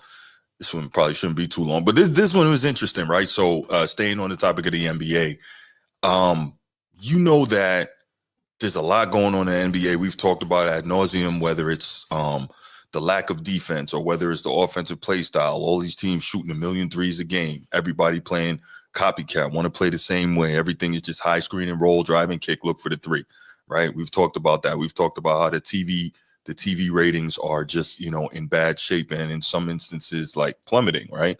And there's all this stuff going on. There seems to be, despite the massive new TV deal, a general lessening of the popularity of the sport. And there's a lot of things to which we can attribute that, but we're not going to really do that in this particular segment. But Adam Silver, the commissioner of the NBA, my issue is this.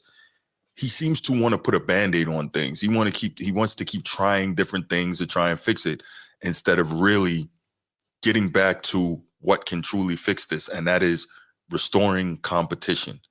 And I have a very simple way of restoring competition and the competitive vibes. Now, one thing I can say is that with the latest collective bargaining agreement, they made it much harder for franchises to stack these super teams and for these players to team up, right? All these superstar players to be like 3 on 1 team or whatever. They made the luxury tax much more punitive. But Adam Silver, he seems to want to, try all these different things. Like, for instance, don't get me wrong, right? Any business that notices it's having trouble, what do? They try different things. They have, like a retail business will have different sales at different times of the year to try and push business. They'll use different marketing campaigns. So any sound business will try things to improve the state of it if the state of the business is down. But when the answer is so obvious and right in front of your face, but you refuse to do it, and then you're trying all this other weird stuff, it's like you just, you throwing stuff at the wall and hoping that it sticks. So here's Adam Silver. I think he was on the Dan Patrick show earlier in the week, and he has some more ideas about how he can improve the NBA and I guess increase the popularity and make things better. So we'll play that, and then we'll come back and we'll talk about it. I mean, one that's only been discussed a little, I wouldn't put it necessarily in the category of being so wild, is potentially 2 free throws for a foul and a 3-point shot. That's I don't necessarily think I would do it in the last 2 minutes of the game, but I think that's something interesting. Something else that I'm a fan of, and I'm probably in a minority, as we get more involved in global basketball, the NBA is the only league that plays 48 minutes. And I am a fan of 4 10-minute quarters. I'm not sure that many others are. I mean, putting aside what it means for records and things like that, I think that a 2-hour format for a game is more consistent with sort of modern television habits. I don't think people in arenas aren't asking us to shorten the game, but I think as a television program, being 2 hours, that's Olympic basketball is 2 hours. College basketball, of course, is but is if 40 you like it, I'd say it has kind of a little bit of a push there. Yeah, but it's such a dramatic change to the game. I mean, I think something like that would have to be talked more about over time. So this was why you're trying to shorten the game. I guess this is in response to the whole the TV numbers are down, so you're trying to shorten the game in order to have more people watch. How about you just make a better product, which is not that hard to do. It's a very simple response to how to do that. I don't get shortening the game. People will sit and watch football games, college and pro, for 3.5 hours without an issue, right? Soccer. Already know, right? Already know. What is it? 45, 90, and then you got the 15-minute break, and then, you got stoppage, extra time, all that.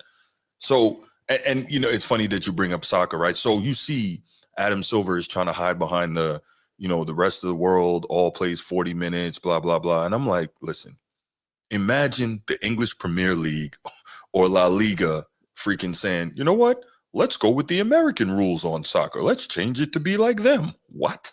What are we really talking about here? So I get that there's a focus on, again, growing the game globally.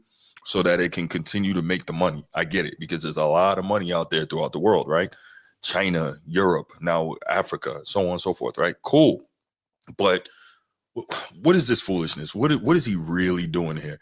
G, what are your thoughts on this? And do you have any ideas that you think could relatively quickly, as in one season or two, get the game back where it needs to be? First of all, this guy's shooting from the hip, first and foremost. Right? Mm-hmm. He's definitely shooting from the hip, man. Mm-hmm. And what I would, oh man, where do I start, man? This is so much to unpack, man.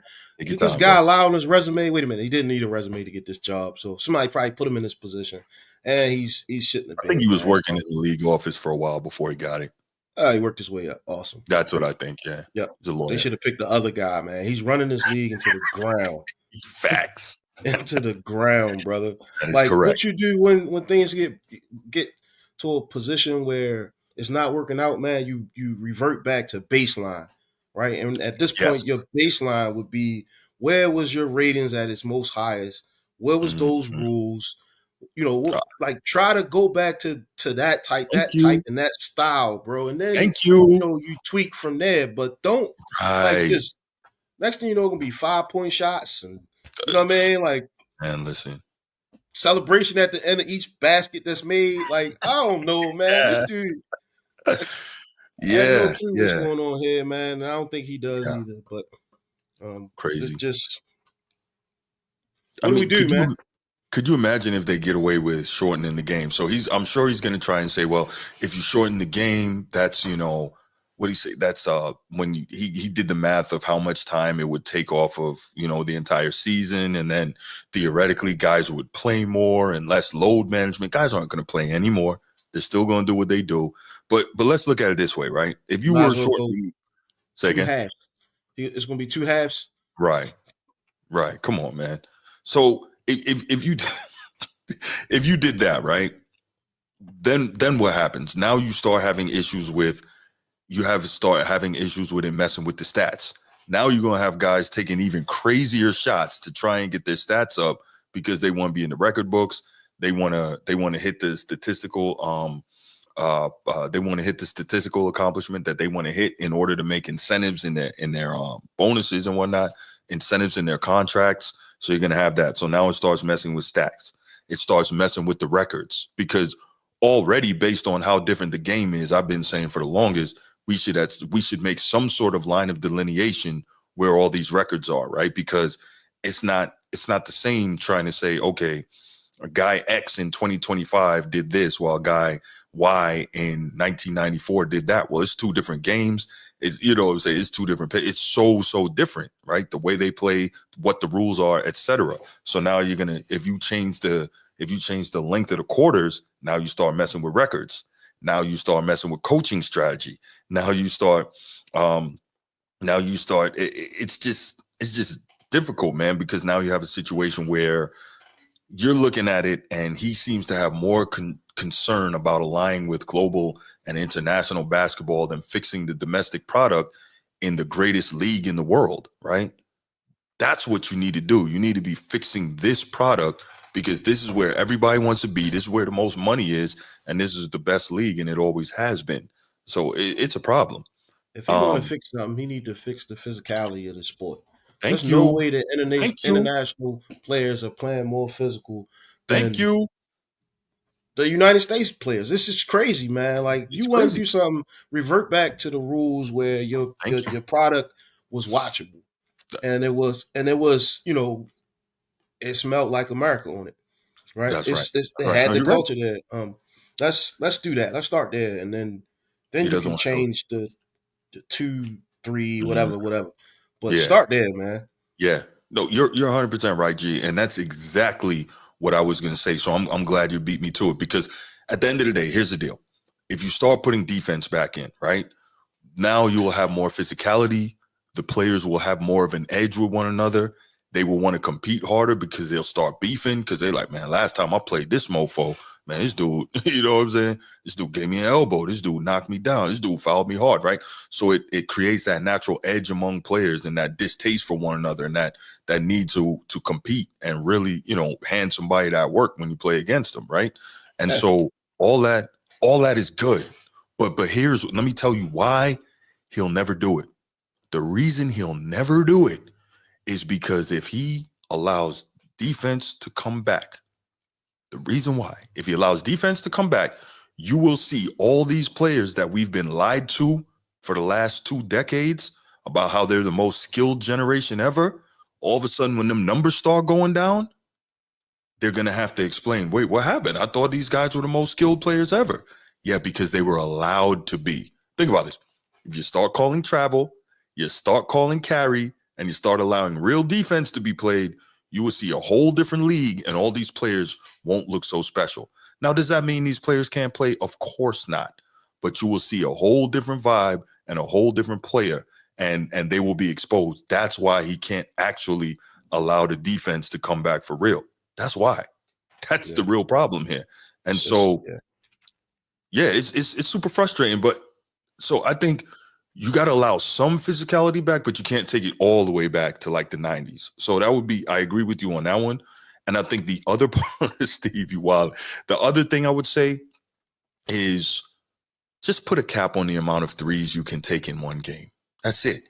However you use them is up to you. When you use them, up to you. That creates even more coaching strategy, right?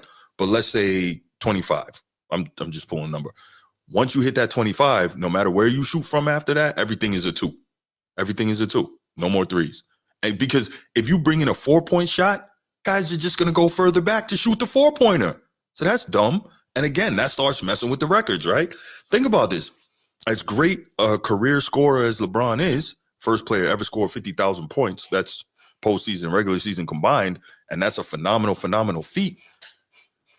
Is it really fair to say that he's a better scorer than Kareem Abdul-Jabbar? When Kareem Abdul-Jabbar played literally half of his career without a 3-point shot, even available, had he wanted to take it? That's not the same. You can't measure that the same. You see what I'm saying? So that's why we have to start placing lines of delineation when it comes to these records, but they won't do that. But anyway, my Celtics would not like what, Sid Bubba? What you talking about, man?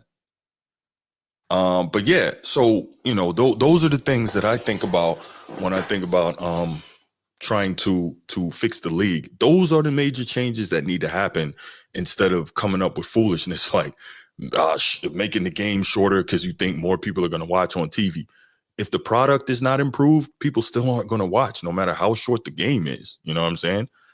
Oh yeah, Sid Bubba, you're right. But they have to deal with it. They have to find a way to do it. I could never see the game to a point where there's a cap on how many types of shots you can take, right? Like I think the onus is on the defense, man. Like I still strongly believe that he needs to do a better job of amplifying the defender in the league. And I think since, and I said this, we haven't really had like the spotlight on those defenders the way we should. You get a supermax contract for being a scorer, but you don't get a supermax contract for being a defender, and that makes no sense to me. And I just feel like until you start to like give these defenders their props, man, like nobody's going to want. You won't have the onus. It won't be on you to play defense. You're like, oh, I can just let them shoot. Versus, I'm gonna get this money and clamp them down. So now you can shoot 1,000 shots, but it ain't gonna matter because you know that like I still have to be able to score at some point. This guy's really contesting his 3. So I don't know, man. I think you should at least try that. That'll balance the scales at least, right? Yeah, you kicking out some money, but you still will balance the scales. Like I think the defense of the year, it should be more than I mean that's already intact. There's no need to touch that, but there definitely should be at least a bonus, a salary bonus for those players. That I would hope there is the most defensive player on the team or something like that. Or, what I mean? Like if you average amount, it should be something that outside of Rudy Gobert. That's exactly what my man said. Yeah. Yeah. Outside of him. Yeah, but it should be more onus. I mean, it should be a bigger I don't know. They should amplify the defender a little more. No, I hear you. I'm not mad at that. I'm not mad at that. I would like to think that there's incentives in guys' contracts if you make all NBA defense or your was it defensive player of the year. I would like to think. I gotta think that there is, but I hear what you're you saying. might snub an offensive player for a defensive player for MVP here and there, man. It might change. Oh, It might change the trajectory of how everybody looking at this thing, man. Yeah, and I hear you. I don't know It's if we've ever definitely the seen onus that is definitely before. on the defense, huh? I said I don't know if we've ever seen that before. At most, we've seen a guy who's like a hybrid, really good on both sides of the ball, right? Michael Jordan, David Robinson, Hakeem Olajuwon, Kobe. You know, those guys who are elite on both sides of the ball. Tim Duncan. Dennis Rodman was a force, bro. Yeah. Rodman was a force. But he Ron never Artest would have was a got force. MVP Gary though. He Payton just was got a force. defensive player of the I year. mean, we don't have those players in the league no more. True. Those styles of players aren't in the league anymore. The Mm-hmm. league moved away from it or whatever. Maybe they were playing football or something. They don't want it. Maybe they're playing football. No, I think they don't want it, and so those type of players, to your point, they don't get amplified, and so now kids see that coming up, and they're like, "Well, that ain't the way." You know what I'm saying? And coaches, I think, aren't really coaching that way. Like they'll coach a little bit of defense, but think about it, to coach defense, you got to really be tough on these kids, right? And you got to make them do the tough stuff that they don't want to do, right? You know, all the slides and all the drills and all. They don't want to do that. They want to do offensive drills. They want to shoot a ton of threes, right? Like you said. Yeah. I can't imagine how many athletes they lose to the NFL every year. That's a good question. Because I think if I was good enough to play football and basketball on that high level, I'd probably choose basketball because it's a lot less physical, a lot less damaging on your body. Yeah, unless you're a defender. Right. No doubt. Yeah. All right. Let's go ahead and we'll take 2 calls on this if anybody wants to call in on this topic. Keep that quick and keep it moving because we're just Adam Silver. I don't know what he's doing. I don't know what he's trying to do, but he's not good for the league. I think he needs to get fired, but they will never fire him because he's behind a league that just got a record TV deal. So that's not going to get you fired. But just the overall state of the game, it's not good. But what are you going to do? The Pro Bowl was like Ringling Brothers and shit. Yeah, man. It's sad. Remember when we were young? Like I used to actually watch the Pro Bowl. Like it was a thing. But it was a regular football game. Yeah. But once guys stop, competing, what are you gonna do? Yeah. Sid Bubba, what's good, brother? How you doing? Oh, man, I'm doing awesome, brother. All right. Yeah, I do kind of agree with you, Bruce, on the 3-point capping because that's what the game is turned to. All they do, they don't have no real strategy. They play no real defense. Right. All they do is run, try to shoot a 3. That's about it. They don't have strategy. Like you feed it to the post, the big man. You see a guy cutting. They don't do that anymore. So a lot of it is pretty much a copycat same thing. You don't have to have skills. And then look at the top players that they pick in the draft. Who are these guys? Yeah. For the most part, what do they do? Right. So I think it has to change from the ground level up to get those changes back. So you think in high school they should have like a 25 cap on 3 points? Or in college they should have like you can only shoot 25 threes a game. Well, they got less time in high school and colleges, G. The way I'm looking at it, like far as the pros, that's all they do now, G. No, I know. No, I agree with you. Something should be done. Yeah. I definitely agree with you. Something should be done. But I just couldn't imagine being in the game and then I just get hot. Let's say we missed 20 straight and then I get a 5 in a row and now I can't shoot no more. I'm like, damn. Hey, step inside the line. There's only one more step. On the line. Like now that changes the way the teams is defending you. Maybe a quarter, a half, 25 a half. Z, That'll make you go some old school when you throw it in there and the guy Right. get fired and you get an and Get one. an and one. Three the old way. Exactly. There's another way to get 3. I know you got a lot of and ones, G. Come on now. Yeah. But you know how it is, man. You know how it is, man. You know how it is. Get one of them chucks on your team, man, and just keep shooting the ball. And next thing you know, he like 5 for 20. But you keep putting them up, right? Because the math says, hey, keep shooting threes. The more threes you shoot, the better chance you have, right? Come on. I whatever rule they want, I don't want them to change the culture of the game, right? Okay. Like, But don't change the culture of the game. game. To do that then. Because, you know. Okay, fair enough. Why would I go out there, shoot a 3 when I could pass to a guy like dang there under the basket to get a 2 points? But that don't make sense. Mm-hmm. That's insanity. Yeah. Yeah. I mean, think about it, Sid Bubba. When Melo went to Houston, he literally said that Daryl Morey told him you might get to shoot 1 mid-range a game. Like he told him that after he already signed. He's like, what? Like that's what I do. I'm a killer from here. You know, but they wouldn't allow him. Everything was threes or dunks. And it's like, that's not real basketball. You know what I'm saying? Now, I believe in analytics can help, but if you're doing more analytics than actually the game, that kind of takes away from the game. Analytics is a good tool, but you can't just live by it to be better players. Mm-hmm. Exactly.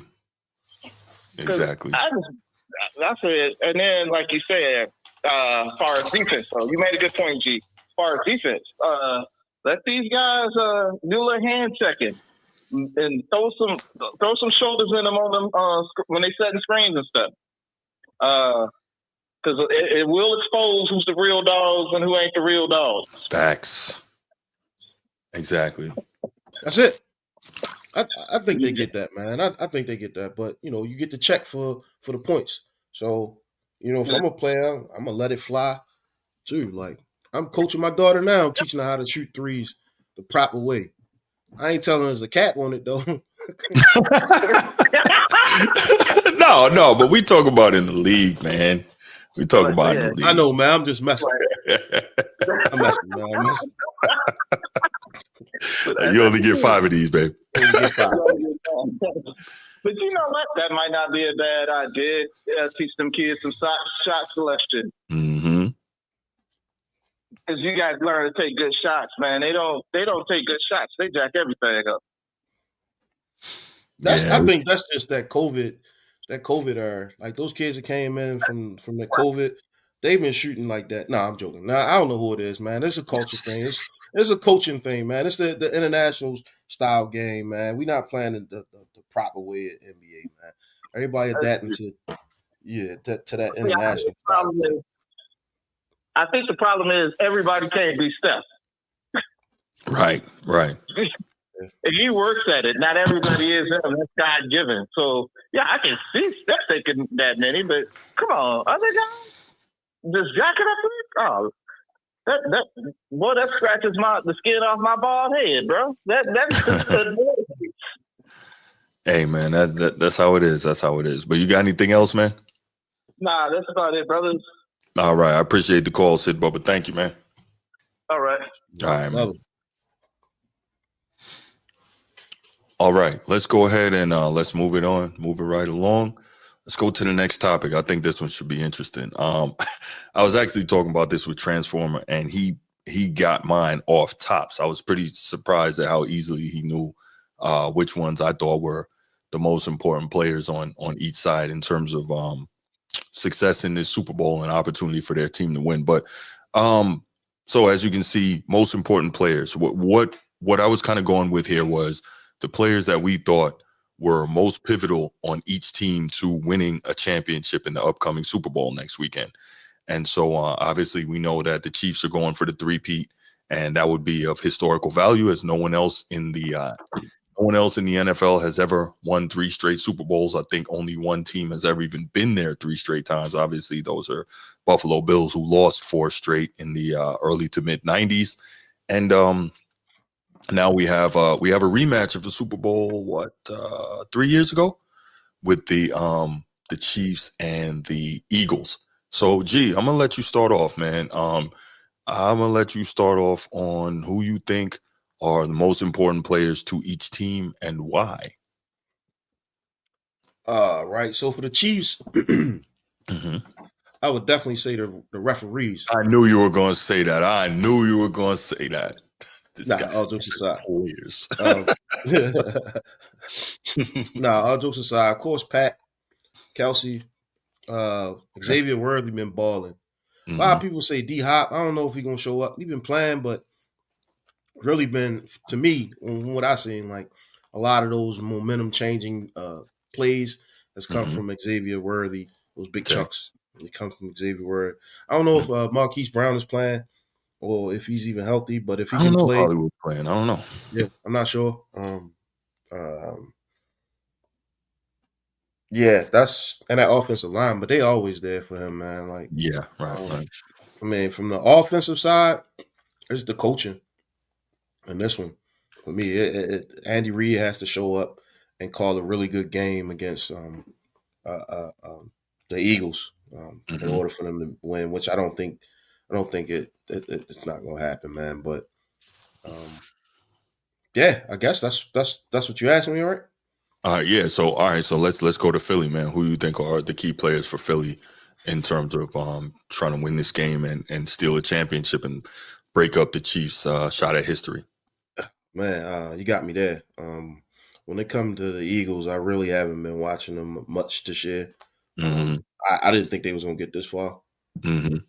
But I mean, Jalen Hurts, right? Of course. Yeah, Saquon.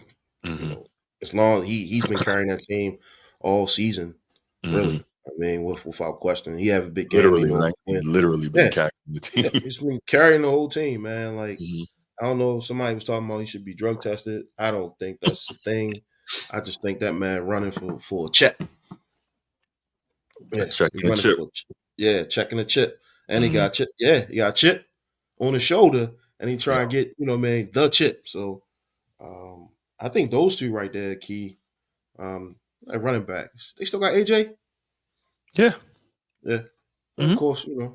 Number one, they definitely gonna need him. I haven't been really keeping up with these guys, man, and I'm not really a big Eagles fan or watcher of the Eagles game. I actually was gonna skip the Super Bowl this year. He's gonna skip the Super Bowl. It's the Super Bowl. Can't skip the Super Bowl. Yes, I can.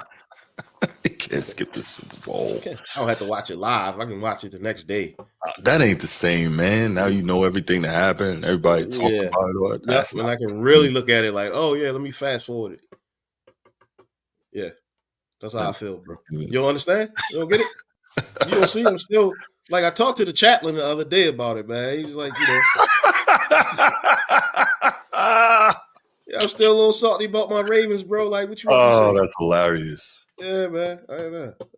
That's hilarious. Nah. You be all right, man. Yeah, man. So I gave this some thought, right? And it actually surprises me that you went the way you did, especially being the Ravens fan that you are. And let me explain why. So when it comes to football, I always say people make the game complicated, but there's certain things that will always remain true, right? If you're dominant along the lines of scrimmage, if you can run the ball and stop the run, you will always have success. The teams who can do that the best, as much as they've tried to make this such a quarterback-centric game, and it is, but the teams that can run the ball, stop the ball the best, and dominate in the trenches, those are the teams that are going to win, right? Even with the Ravens, what do we always talk about? Todd Monken don't get away from running the ball, right? Run the ball. If you focus on that, you will have success. And we've seen when he does, the Ravens are at their best, right? Okay, cool. So now, that said, this has been the mantra of Baltimore and pretty much AFC North football like forever, right? Run the ball, stop the run, be physical.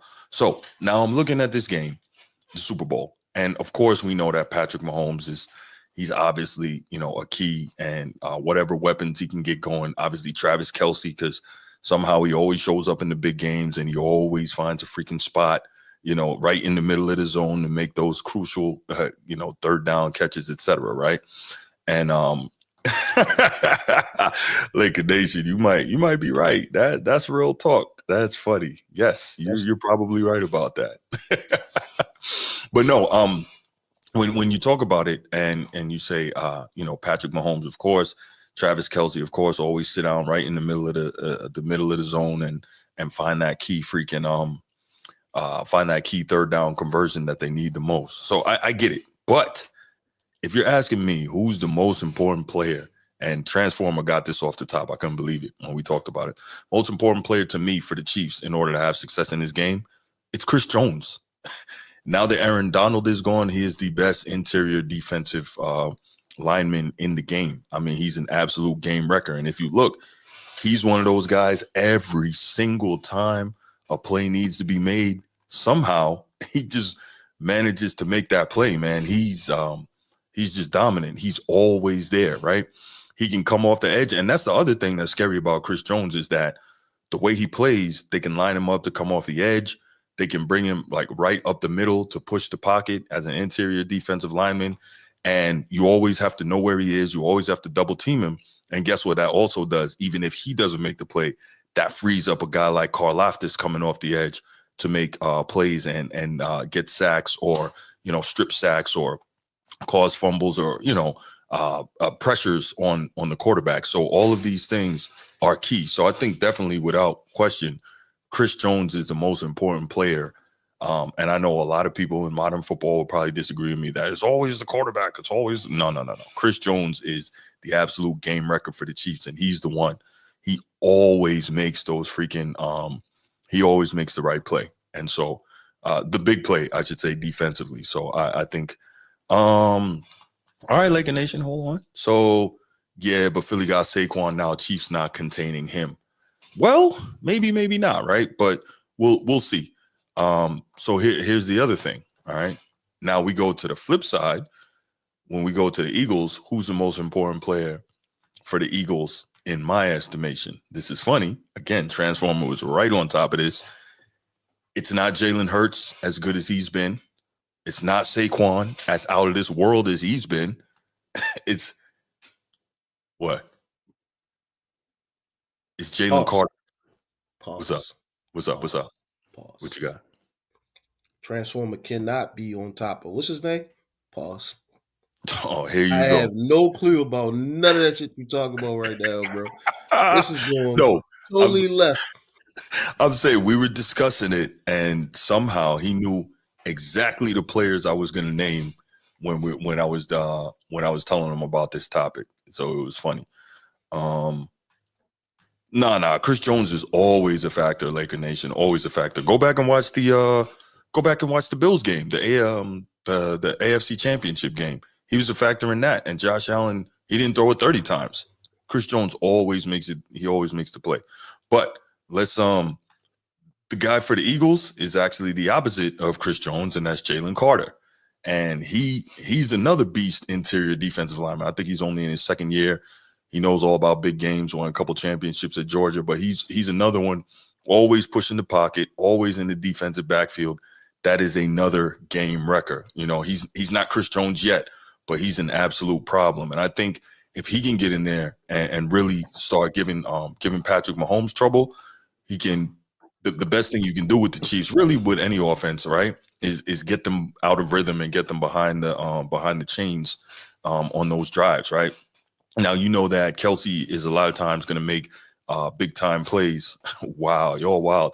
Kelce is always going to make big time plays with Patrick Mahomes. But if you can get Patrick Mahomes off his spot, make it more difficult for him, man, do it. And quick side note, I'm not advocating for anybody to get hurt, but that move Patrick Mahomes does where he runs down the sideline, fakes like he's going out of bounds so the defense can pull up and then keep running, you need to put a goon in there and just let him blast him one time. And then flop.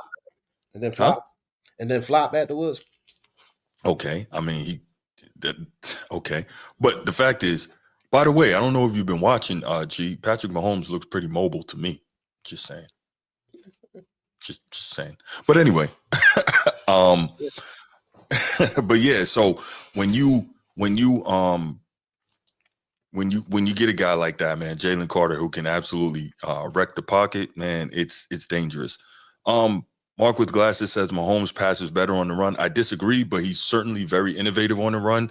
And that's when you got to keep your discipline, right? And you have to have someone stay with Kelsey because he's always going to find that soft spot in the zone. And that's when Mahomes is always looking for him to deliver and keep the chains moving. So I don't think you spy Mahomes though. No, I don't think so either. Yeah. No. Yeah. Go ahead, man. That's all I was saying.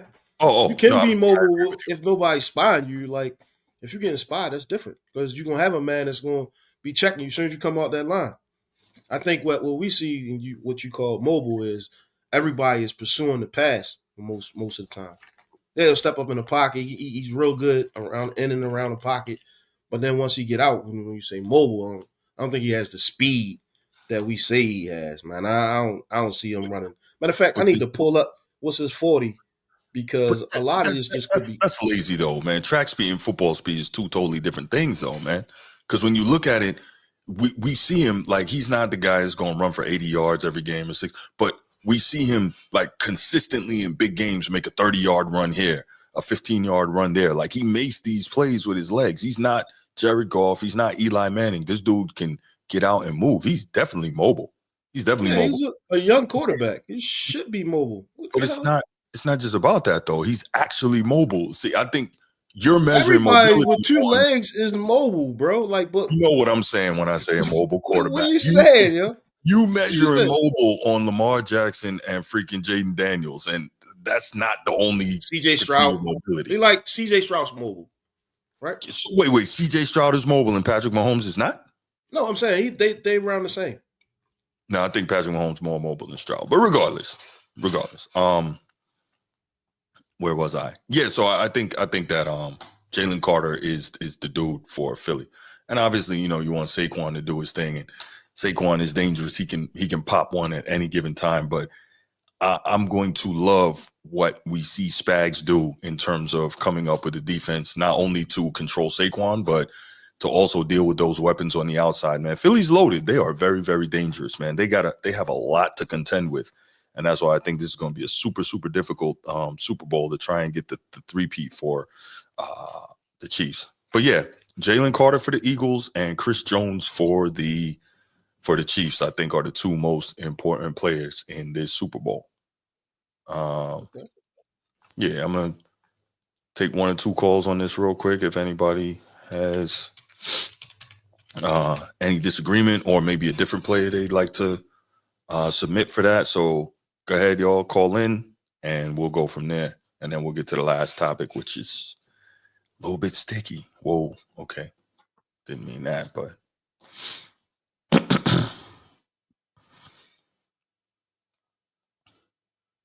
That's crazy. What's that? That next topic is crazy, man. Yeah. You gotta be careful how we address allegations. That. I've been giving a lot of thought to it. Rubbing to nuts. See, you already acting up. Already acting up. All right, here's Laker Nation. Laker Nation, what's good, man? What's good? All right. What you got? I called back because I ain't done with you yet. What you mean you ain't done with me about what, man? I ain't done with you yet, man. But you still talk about the Laker topic? I ain't done with you yet on that one, man. Oh man, don't worry. We got something. We got another show coming for that very soon. Don't worry about it. I got you. Hey, you gonna put me on that show? Relax. We're gonna talk about it. But go ahead. I'm with G on this one. I'm sitting this Super Bowl out. Really? Look, man, I can't stand Philly fans on all their sports. I don't want them to win nothing. Okay. They don't deserve to win nothing, man. Okay. Hey. You know what? There's the reason why I'm gonna give you an example, man. Mm-hmm. Well, number one, ever since they ran Albertson out of town, I can't stand Philly. But two, there was a video going viral of them heckling those Washington Commander fans when they were at the game. Oh yeah. It was funny, but I don't approve of that behavior though. And they took that man hat and started and when that they took that man hat and it was. But I feel like I just can't stand them. I can't stand Philly fans. Mm. They worse than Cowboy fans than me. Mm-hmm. But and we sick and tired of seeing the Chiefs. We sick and tired of seeing the Chiefs. Mm-hmm. We disagree on this, but it's like it almost feels like it's manufactured for them to win every game, man. It's like getting ridiculous. They can't manufacture this one. Mm-hmm. They without it being blatantly obvious, because Philly is a better team. Mm-hmm. Mm-hmm. That's true. They're a better team. They solid across the board, like on all three levels on both sides of the ball. Mm-hmm. Like the outside is solid. Yup. They got the running game to back it up. If they get you down by 2 touchdowns, it's gonna be hard for you to make a comeback, because then they're just gonna run Saquon. That's right. You see how many flags those refs picked up in that Bills Chiefs game? I'm trying to get Bruce to understand this, but he don't want. I don't understand. He's not saying what I see or everybody else. And I know I think, you're a Ravens fan. You're a biased Ravens fan. So anything the Chiefs do is wrong. But bro, like some of this stuff, I'm like, you know what though? All right, let me say this real quick, y'all. I'm not saying that you don't have any viability in what you're saying, right? Some of this stuff looks funny, but this one thing I'll say, this could have all been moot if the damn Buffalo Bills offensive line had done their job and picked up inches. If you are a professional offensive line that cannot pick up inches, you don't deserve to win. It's that simple. This would have all been moot. What about the other side of it, though? I understand go ahead, I'll let you. This your time, bro. I'll let you. Bruce, you're gonna make this call longer than what it was intended to be. Because we already had an argument about that call, man. And I don't agree with you. It's okay, but the proof is in the footage. The line judge that could actually see the ball, when he came on the field, he was past the line. The ref that couldn't see the ball was behind the line. And the ref that couldn't see the ball called fed. Come on now, Bruce. It don't take rocket science. But here's what you're missing. This to me. I'm not missing anything, Bruce. To me, this is very simple. If you're the Buffalo Bills, right? It's 4th and inches. You can't pick up a foot or two. Remove all doubt. It's that simple. Remove all doubt. I'm not saying you got to break it and run 10 yards. I'm not saying that. But you can't pick up a foot or two. Like you're a professional O-line. Nah, I'm not going for that. This could have all been moot if they'd have just done their job and picked up that first down. It's 4th and inches. That shouldn't have been left to the officials to figure out if they made it or not. Nah. So sometimes what you'll see happen is it won't be that 4th and 2 play. It'll be a 3rd and long or a 3rd and 5 or even a 1st and 10, and you get the play and they call a flag back, and then next thing you know, like we seen before, like what was it, like 4th down or something like that, and they end up getting the first. Something off of a, I don't know, man. It's just too much drama. It's so much unnecessary stuff when it comes to these refs. And you would think at that level they would at least be able to get competent people that can look at the game, be like, they have instant replay, bro. Change the rules so you can replay these penalties instead of like continually penalize people just based off of what we believe is their honest opinion of what happened. Because a lot of times this stuff don't happen. Like, for instance, like the Steelers, and I'm sorry, Steelers fan, you still on here. The Steelers and what's his face? The Steelers played against the Ravens, right? And Russell Wilson was running. He chose to get down too late and got rocked, remember? And fumbled. They say he slid. They said he slid and he shouldn't have been untouched, right?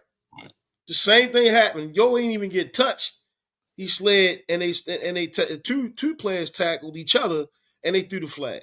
My thing is you should be able to call. I know it's like, oh yeah, this is a different team, but they should be able to have that shit at this point. They should have it like, all right, we've been playing this game too long for them not to know the difference between the slide, a slide we're gonna let play and a slide we won't let play. One was on like the 4-yard line, he fumbled. The other one was in the pocket.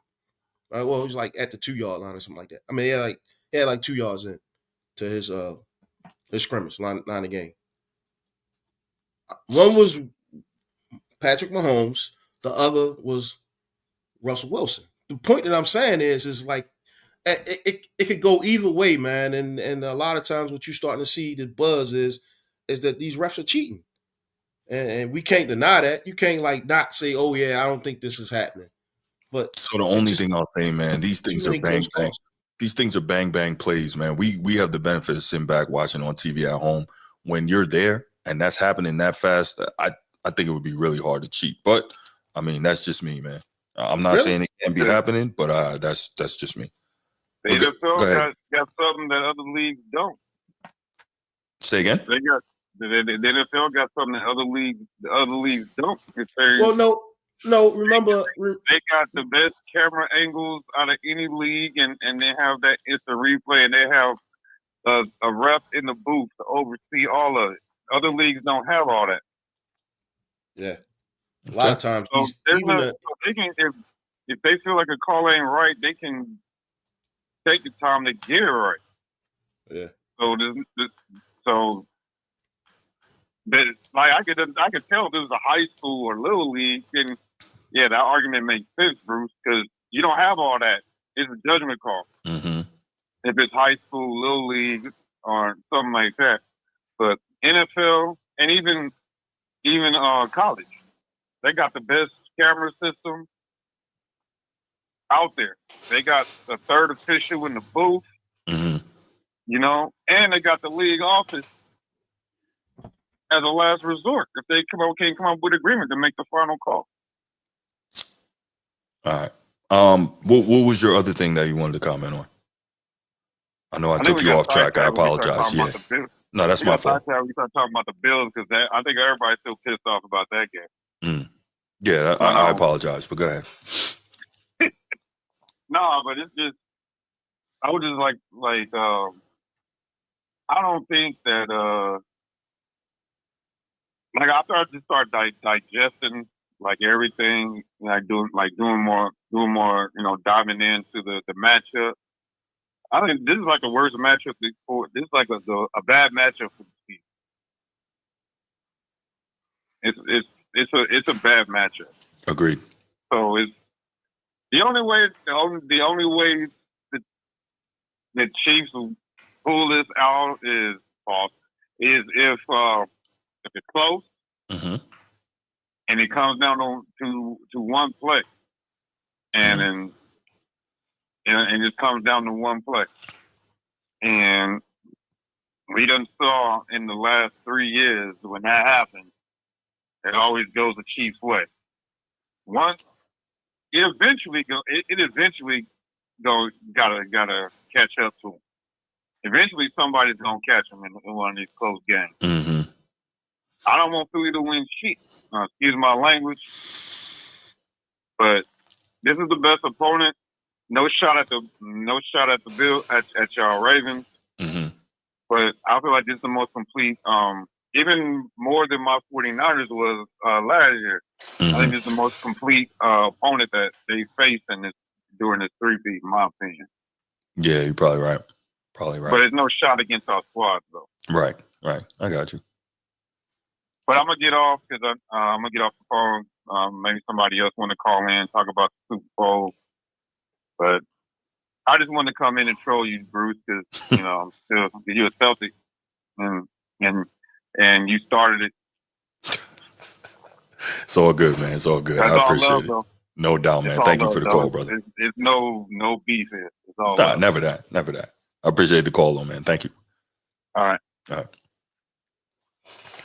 right. Nobody was beeping in, so I guess we'll just take it to the last. We'll take it to the last topic, and this one got handled with the quote unquote kid gloves. Justin Tucker, man, this is you there, G? You look frozen again. Oh, you good? Okay. Maybe he's mad still. So future Hall of Fame kicker, arguably the greatest kicker in NFL history, Justin Tucker of the Baltimore Ravens has been accused of multiple instances of sexual assault and missing field goals. He was not his usual self this past season, but multiple instances of sexual assault against massage therapists. Apparently, similar to the Deshaun Watson cases, and this was allegedly. We have to make sure we utilize the term allegedly between the years of 2012 and 2016. So yeah, this is interesting, man. So it was reported on January 30th that Tucker engaged in inappropriate behavior at 4 different spas in the Baltimore region. So when this article was written, at that point, 6 massage therapists were accusing him of this misbehavior, and since then, 3 more have come out. So he's been accused by 9 different women of sexual misconduct to sexual assault, which is that's tough. One example is, and I'll just say here, if you got kids that are listening to this, or people who may be triggered by it, just take a second and remove them from the area, and then we'll go on. So I'll give you a quick second to do that.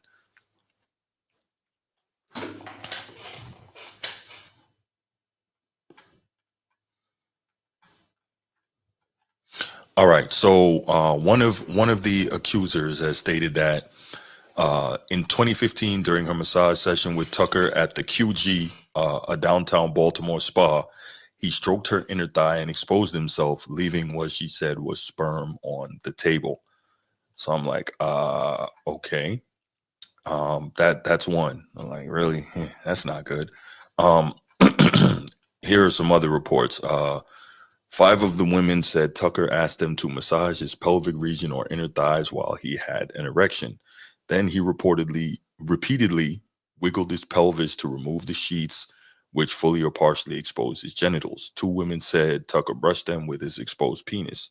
3 said when they were returned to the treatment room after Tucker left, they discovered a large wet spot on the massage table, which they strongly believed to be ejaculate. So, it was said that some of the therapists said that Tucker's behavior was so egregious that they ended his sessions early or refused to work on him again. Some other spas said that they banned Justin Tucker from returning to their facilities. Now, I don't even know where to start with this. Obviously, Deshaun Watson was a huge deal when he got in trouble with, more than 60 massage therapists accusing him of this type of behavior. And basically, he ended up settling all those cases. Grand juries were called twice in the state of Texas. He was not indicted either time, which to me says something, but okay. But yeah, he was never indicted for any of those things, again, in the state of Texas. And he ended up, after protracted situations and dealing with this, settling with all these women. And so now you hear this Justin Tucker stuff, and I'm not saying that this stuff didn't happen. I'm saying this is weird because, one, this stuff was supposed to have happened between 2012 and 2016. It's now 2025. Like, what are we doing here? What are we doing here? Now, oftentimes in these cases of sexual assault, you will hear that women are afraid to come forward. And when another woman comes forward, it kind of gives them the courage to do so as well. But I don't know.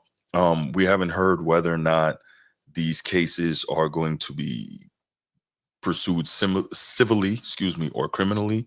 I don't know if this is just a statement of just these women, these accusers, trying to make it known what they believed he did. I don't know. This is a crazy thing. We've never heard about this. I'm very curious to know if we're going to hear more and more athletes being accused of this, right? G, what are some of your thoughts on this? And then we'll continue to go forward. Man, so much to unpack. So the Baltimore Banner, I think that was the first yes, sir. The first news article who dropped this accusation is maybe, I want to say, like 5 city blocks from QG. The Okay. actual, so just for context, QG is like it's a members only and or like a, I wouldn't call it a male spa, but some people would call it that, like a male spa, where you Mhm. go in like for Father's Day or special Okay. occasions and stuff like that, and then you pretty much purchase a package. It comes with a massage, a haircut, and then they have this really good cigar lounge, some food. It's set up like kind of like a speakeasy, so it's real kind of like, I wouldn't call it upscale, but it is not like lower tier. Well, no, you know what? I would say it's upscale because of what it offers, right? Um, um, just places people go for like bachelor parties, stuff like that, celebrations, only because of, you can buy suits, they tailor suits and stuff like that. And so somebody like Justin Tucker coming in there doing that is crazy work, is what I'm saying. Like it's not even that type of vibe, bro. Like it's not like a brothel vibe at all in there, man. It's just like everybody's like real friendly and family oriented, and people just making money. And then they charge you like 200 to get in there. Okay. Yeah, the packages start at 200, so it's not like then you still gotta buy like 2 cigars. So I've been there a few times, never really partake in the massage part of it or a haircut because I got my own barber. But the cigar lounge is really good, man. They serve drinks and stuff in there. So that's just context of where he was, and I have no idea. Yeah, I never looked at that as a place where somebody would like try to take you off. You know what I'm saying? Like everybody's real friendly in there. So if somebody said he did it, I don't know, man. I don't know the people like that, but it didn't come off to me like they was just on some scheming type deal. So Right. I'll leave that there. But you never know though, right? You never know these days and age, man, and you got to give everything their just due, man. And but the Baltimore Banner, like this is a tight knit community, man, down here when it comes to these business owners. And if somebody came forth and went to the Baltimore Banter, it was probably because it was an issue, man. And we saw his play on a field this year where he missed a lot of like he just gave up. Yeah. We almost like he gave up. I mean, we seen, and I can't do this, but, and I don't want to, allegedly, it looked like he gave up. But we remember when we saw Kobe playing and he had those allegations, man. He went for 40, he balled out. But I don't know, man. This was a tough one for me, man. When it came across my feeds, I was like, bro, what? Yeah. I thought And they say he signed the divorce papers or something like that. So I don't. Okay. I don't know what's going on. Maybe this has something to do with it. You know what? I think it's probably going to be a bigger story than what it is right now, man. Yeah, and you know what? Unfortunately, I think as we often see in these situations, it may end up being civilly pursued, which means they're looking for some type of monetary compensation, right? Yeah. And to me, that's unfortunate for a few reasons, right? Like, I think this whole Deshaun Watson thing set a very bad precedent, right? And again, not saying Deshaun Watson was guilty or innocent. I have no idea. I wasn't in those rooms. Some of the stories you heard was like, that doesn't sound too logical to me. But anyway, that's a different thing entirely. So here's the deal. When you look at this whole this whole situation, it's frustrating because the way our system is built, especially if you're a man and you're accused of these things, it's not innocent until proven guilty. It's guilty until proven innocent. And even if you're proven innocent, the problem is your name is smeared forever just because you got accused of something. And so I've always said a couple of things, right? So we saw it's Bruce, not. Yeah. You're not supposed to leave your jizz on the table. Right. Even if you did that, like come on, man. You couldn't wipe that ruin it for the next person, man. Like, come on, bro. Yeah. Come on, man. That's kind of weird. But no, but how I look at this is like I was saying, even if you're innocent, your name is smeared. So it's not that serious. Actually put in a good comment in the chat where he says, I wish these wouldn't get disclosed until guilt or innocence is proven, right? Because think about this. The quote unquote victim, the alleged victim, their name never gets put out there. And I get why, right? Because you don't want a legitimate victim facing harassment or any kind of thing like that. But at the same time, the accused, who is normally a male, right? His name is out there publicly for everyone to see, and now he's smeared, right? So what needs to happen is both names, either release both names or release no names. I've always been a proponent of that. Because again, even if I'm innocent, my name is smeared. There's nothing I can do to get my good reputation back. Because some people are going to think, oh, he just had money. He just bought off the case, whatever. So you got all this going on. And now, again, you're in a situation where, especially with the Deshaun Watson thing, now everyone who, wow, Transformer, that's a great point. No, I agree. Release all names or release no names. Absolutely. But yeah, in this situation, especially following in the wake of Deshaun Watson, every athlete is going to be in danger of being extorted for this, even if they didn't do anything, because the accuser knows that most people are going to believe what they're saying. So if they say, oh, this guy was acting inappropriately in a massage environment, they either know they're going to get some money to stay quiet, right? Or they're going to get some money in the end. It's a tough spot to be in. So it's like, man, what are you supposed to do?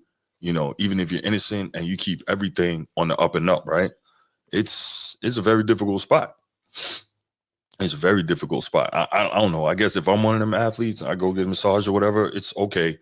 I got the camera on in here. Either we record this or you don't get this money. Or you sign this form or you don't get this money. Like, I'm doing everything possible I can do to protect myself in that situation, because it's foul, man. It's foul, and you can get jammed up real easily, as we're seeing now. Now, again, do we have any idea whether or not he did this? No. Do we have any idea whether or not he's guilty or innocent?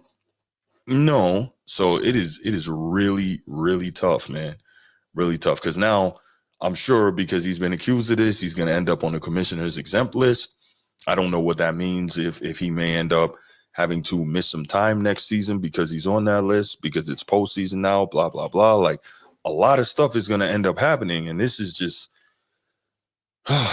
foul, man. And I get in this situation, is there any way that we can really figure out if this happened or not, short of, he said, she said? Like, that's the other problem. And then, yeah, man. And then even if it doesn't go criminally, right, the burden of proof is lower in a civil situation. So he's probably just going to end up having to freaking settle this and give somebody some money. It's all wild. It's all wild. So hey, man, if you're in Baltimore, I would go check out QG. It's a speakeasy. I would definitely go check out QG, but I wouldn't get a massage, because that's where Justin left his jizz at, on the tables. See, I would not go there if I was. Here you go. See, allegedly. That's cold, man. So I would skip that one, though. It's a good place to smoke cigars, though. I give you that. Nope, I wouldn't get in my business. Period. I wouldn't even do it. That's a good area, man. I mean, I'm sure it is. Justin probably was wilding, man. Justin probably was wilding, man. I mean, but how do we? Like, that doesn't even sound like it makes any sense whatsoever. Like, huh? What? Like, what sense does that make? Because allegedly, the complainant left the room, and when they came back in after he was gone, he left it on the table. Really? Does that make any sense to you? Does that sound remotely sensical to you? I mean, if we really look at that's not my lane, bro. Like, I don't understand that shit either, bro. Like, I don't either, but that don't mean it could not have happened. No, agreed. Yeah, I don't understand that language. I don't understand what they talking about when, you know what I'm saying? She said, yo, rub his meat up again. I'm so sorry, man. When he inappropriately touched her with his genitalia. Right. Like, I don't know what that means. Doing a massage, like, what does that mean? Like he was scooting this shit over, like, I don't know what that means, bro. That's that's something that I don't have no experience with. So yeah, Transformer, they do scream money grab. And it's, you know what? It's unfortunate for women who legitimately are assaulted, right? If a woman legitimately is assaulted, I think you have a lot of women out here ruining it for them by trying to do foul stuff. And But I'm not not saying this once, is that. not twice, though. 6 times, bro. Like, So you know how I look at that? Real talk. See, like people were saying, like with the Deshaun Watson thing, oh, it was like 60 women. They couldn't have all been lying. Well, how about this? Once you see one gets the money from a settlement, right? One comes out, and then you got the big time lawyer, Tony Busby, who made his living basically off these type of cases. And all he has to do is call some random women in and say, hey, and I'm not saying this was the case, but I'm saying he could call some woman in and say, hey, you want to get in on this? Sign here. I get a cut of the settlement. We'll make sure we get you some money. All you gotta say is XYZ, right? How hard would that be? That could very easily happen. I'm not saying it did, not saying it didn't, but it could very easily happen. And so when people say, oh, it wasn't just one, it was 9. Yeah, because one sees, wait a minute. Okay, one says it, and then the rest are like, yo, I could get in on this gravy train. And because people are going to say, oh, wow, it's 9, they're going to believe it, and this money coming. You know what I I'm will saying? say this: That's the problem. he is suing the Baltimore Banner. I did see something where he's taking legal action against Baltimore Banner.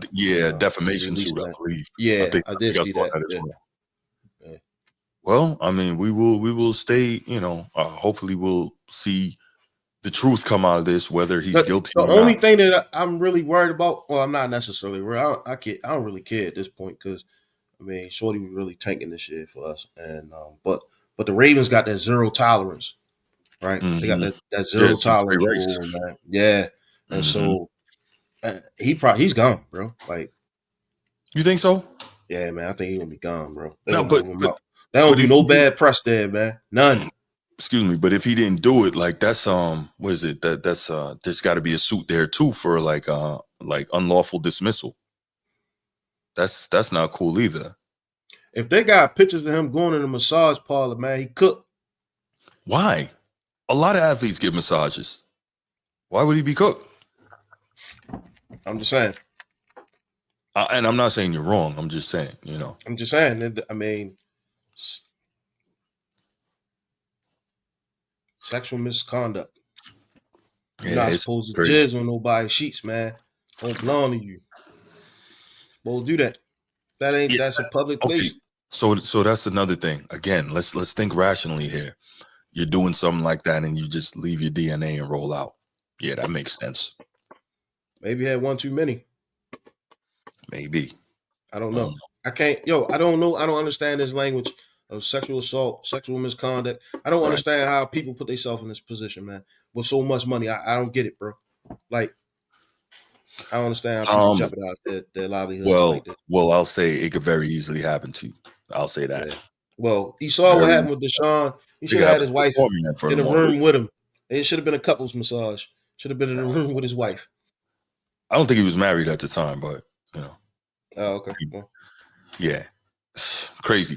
But let's go ahead and I just wanted to address that topic because I thought it was kind of wild, and especially in the wake of the Deshaun Watson stuff, it's making me wonder now how many times are we going to see this stuff coming out, man, about these athletes. It's tough. And we know that unfortunately, because of the amount of money that they make as compared to, regular people, these athletes are targets, man. So yeah. Nah, real talk. I really like talking about these kind of topics, man, because it's not only is it it's despicable, but the onus got to be on yourself at some point, man. Like you put yourself in these positions, man, and yeah, man, it's just, I mean, to the point where they banned you out. Like you've been banned from a place for this. what if it was a situation, just hypothetically, he goes in there Right. for the massage, right? He wants a happy ending, and she's like, yo, $200, whatever, and he don't pay, or he pays a little less, or whatever it is, right? Which I'm not advocating it, right? So she tried to extort my man for the happy ending, and then when it, then she goes and says, hey, he did this, he did that. Like, is that cool? I don't Well, think it's all so. prepaid though, right? Like it's all prepaid. It's just a package.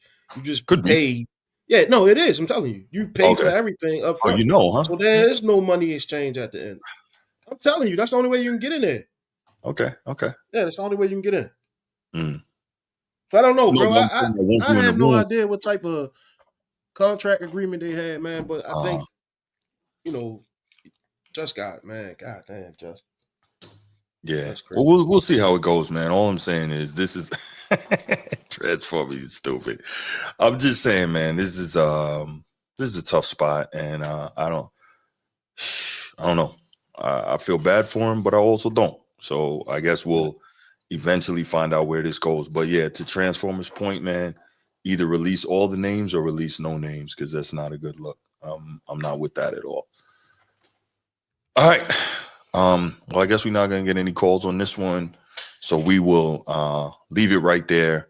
We will be back with you. And I promise you, we will be back prior to the normal Wednesday night show, because Transformer's going to be back later. So we got to make sure we give him an opportunity once he gets his thoughts together on this topic to really discuss this Lakers situation. And we're going to have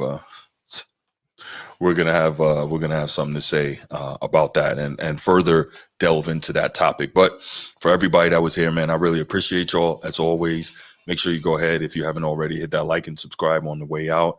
And we'll talk next time, man. And you'll definitely know. Make sure your notifications are on, so you know when we get back on here to discuss this. Oh, hold on. All right, we got one more before we go. What up, Laker Nation? We'll talk next.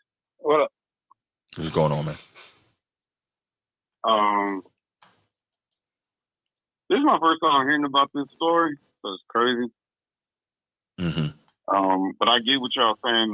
Yeah, even if he's proven innocent, it kind of messes up a person's how you view a person, because it's like, bro, you got a massage. You're getting a massage. Ain't the time to try to get freaky. You did? So this is the first time ever. Go ahead. Sorry. No, I was just saying, you had a massage parlor, man. That ain't the time and place to try to get all freaky and stuff, man. This is crazy. I hear you. What's gonna hurt him is, you see, Deshaun Watson had the bread to take care of that typically.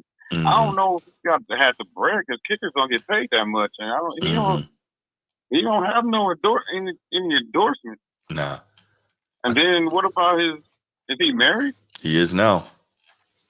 What's going to happen? How is his wife going to feel about this?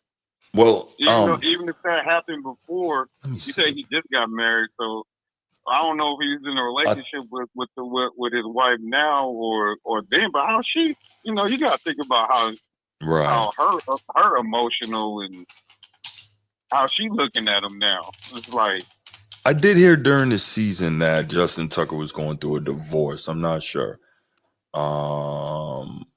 Okay, there's no confirmed news of a divorce. Their family status remains unchanged. So they've been married since 2015. So he was married at the time of these allegations. Well, the allegations are said to have taken place between 2012 and 2016. So for some of the time, no. For some of the time, yes. So I don't know, man. I don't know. I'm not. This is my understanding of women. Careful. Is this like behind closed? He got some explaining to do, because behind closed doors, man. Mm-hmm. Why she ain't gonna let that fly? But if she wasn't there and she said, "Hey, what really happened with this?" and he says, "Yo, I got a massage and she tried to extort me for some money and I said no, and now she's lying." Like, it's up to the wife at that point to believe it or not believe it, right? Yeah, but it still puts a cloud, man. Definitely. It still puts a cloud, like a trust, man. It's hard to you lose your trust with your old lady. It's hard to get it back. Facts. Shit. It's like every time you leave the house, she's like, what are you doing? Where you going? Mm-hmm. Like, what's going? Like, it depends on how strong his lady is. But some women can't put up with that, and some women can. Like Kobe's wife is a prime example of that. But that's a different situation. Kobe admitted to the infidelity, so that's a totally different thing. I'm I'm not saying about the situation, Bruce. I'm talking about the wife. Right, but yeah, got it. Some women, like even some women are strong, like she is a strong woman to forgive that. Not all women are like that. You know, some women can be like, you can be found innocent and she still be like, nah, man, I don't know if I can still do, I can stay here. You know, it just this is like why we end the day on this, Bruce? This should have been a Lakers topic. Should have been the last topic. No, I know people wanted to hear about that Lakers topic, so I didn't want to hold it that long. It's the biggest topic of the freaking news cycle, so I didn't want to hold it that long. That's crazy, man. But he can bounce back because I know this is a different situation, but Ray Rice bounced back and he got caught on camera doing what he did. Right. Deshaun Watson bounced back. You know, he still. You know, you got guys that had murder cases and bounced back and won Super Bowls. So true. He can bounce back, but it's not going to be as easy because he's not a superstar. Right. Like he's a kicker. Like, no disrespect to the position, because that's one of the most important positions in football. But kickers aren't. No matter how good they are, they're not going to be in the same caliber as like the quarterback, for example, with this going on. So it's tough. Right. No, you're right. But I don't know, man. That's crazy. This is like I'm just reacting like this. This is my first time hearing about this. Yeah, we don't know either. 400. hearing about this, but yeah. On a side note, I do want to be on that. I do want to be on that show because boy, we got a lot of discussion to do, Bruce. We ain't got the time to do it right now. Nah, we don't. We'll talk. I got something in mind. We'll talk. I hope you feel better now, Transformer. No, he does not. Transformer. What's that song say? We gonna be all right. We gonna be all right. Yeah, he's not feeling better yet. But we'll talk, man. You got anything else? Transformer gonna be good though, man. Yeah, he gonna be good. You got anything else? Yeah, when you gonna do your Super Bowl pick'em show? Wednesday. Damn, what time are you gonna start? Because I don't get home till late on Wednesday. Because I have my boys on Wednesday when we do our training. Okay, I was supposed to say probably 8. Damn. Yeah. I'm probably gonna miss the whole first half of the show. Okay. I'm gonna get home for like 9:30. Oh, I got you. Man, we'll see. Because I have them on Wednesdays and Fridays and some Saturdays. No doubt. Well, we'll talk about it. We'll see. We'll see how we can kind of line up the topics. Yeah, I might have to catch at the end or just catch the rerun. When you do the playback. No doubt. It ain't the same as live though. Nah, it's a little different, man. But I appreciate you calling in, bro. We about to get out of here and wrap it up. Yeah, I know everybody got to, you guys enjoy their Sunday. Yeah, man. I appreciate both of y'all, even Transformer. Gino, you always a real one. You keep the show authentic. Wait, I don't keep the show authentic? I ain't a real one? He keep you on your toes, Bruce. You the journalist. You the journalist. Facts.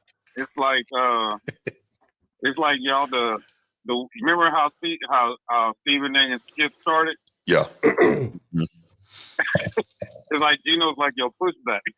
Oh yeah, definitely. But we've been doing that for like almost 2 decades now. Ain't nothing new.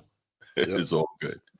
Yeah, that's the difference between y'all shows and everybody else. And I'm not people got good shows, but y'all is more authentic. It's more like your show feels like more like barbershop talk. Like we you spit facts, but it don't feel like we watching ESPN. It's like two guys just giving two or three guys, just getting together talking sports. So that's how we try to keep it, man. I appreciate that. We definitely try to keep it that way. That's why your show's different. That's why your show's different. But y'all have a good Sunday. You too, brother. I catch you on the next one. No doubt, man. Thank you for the call. Appreciate you.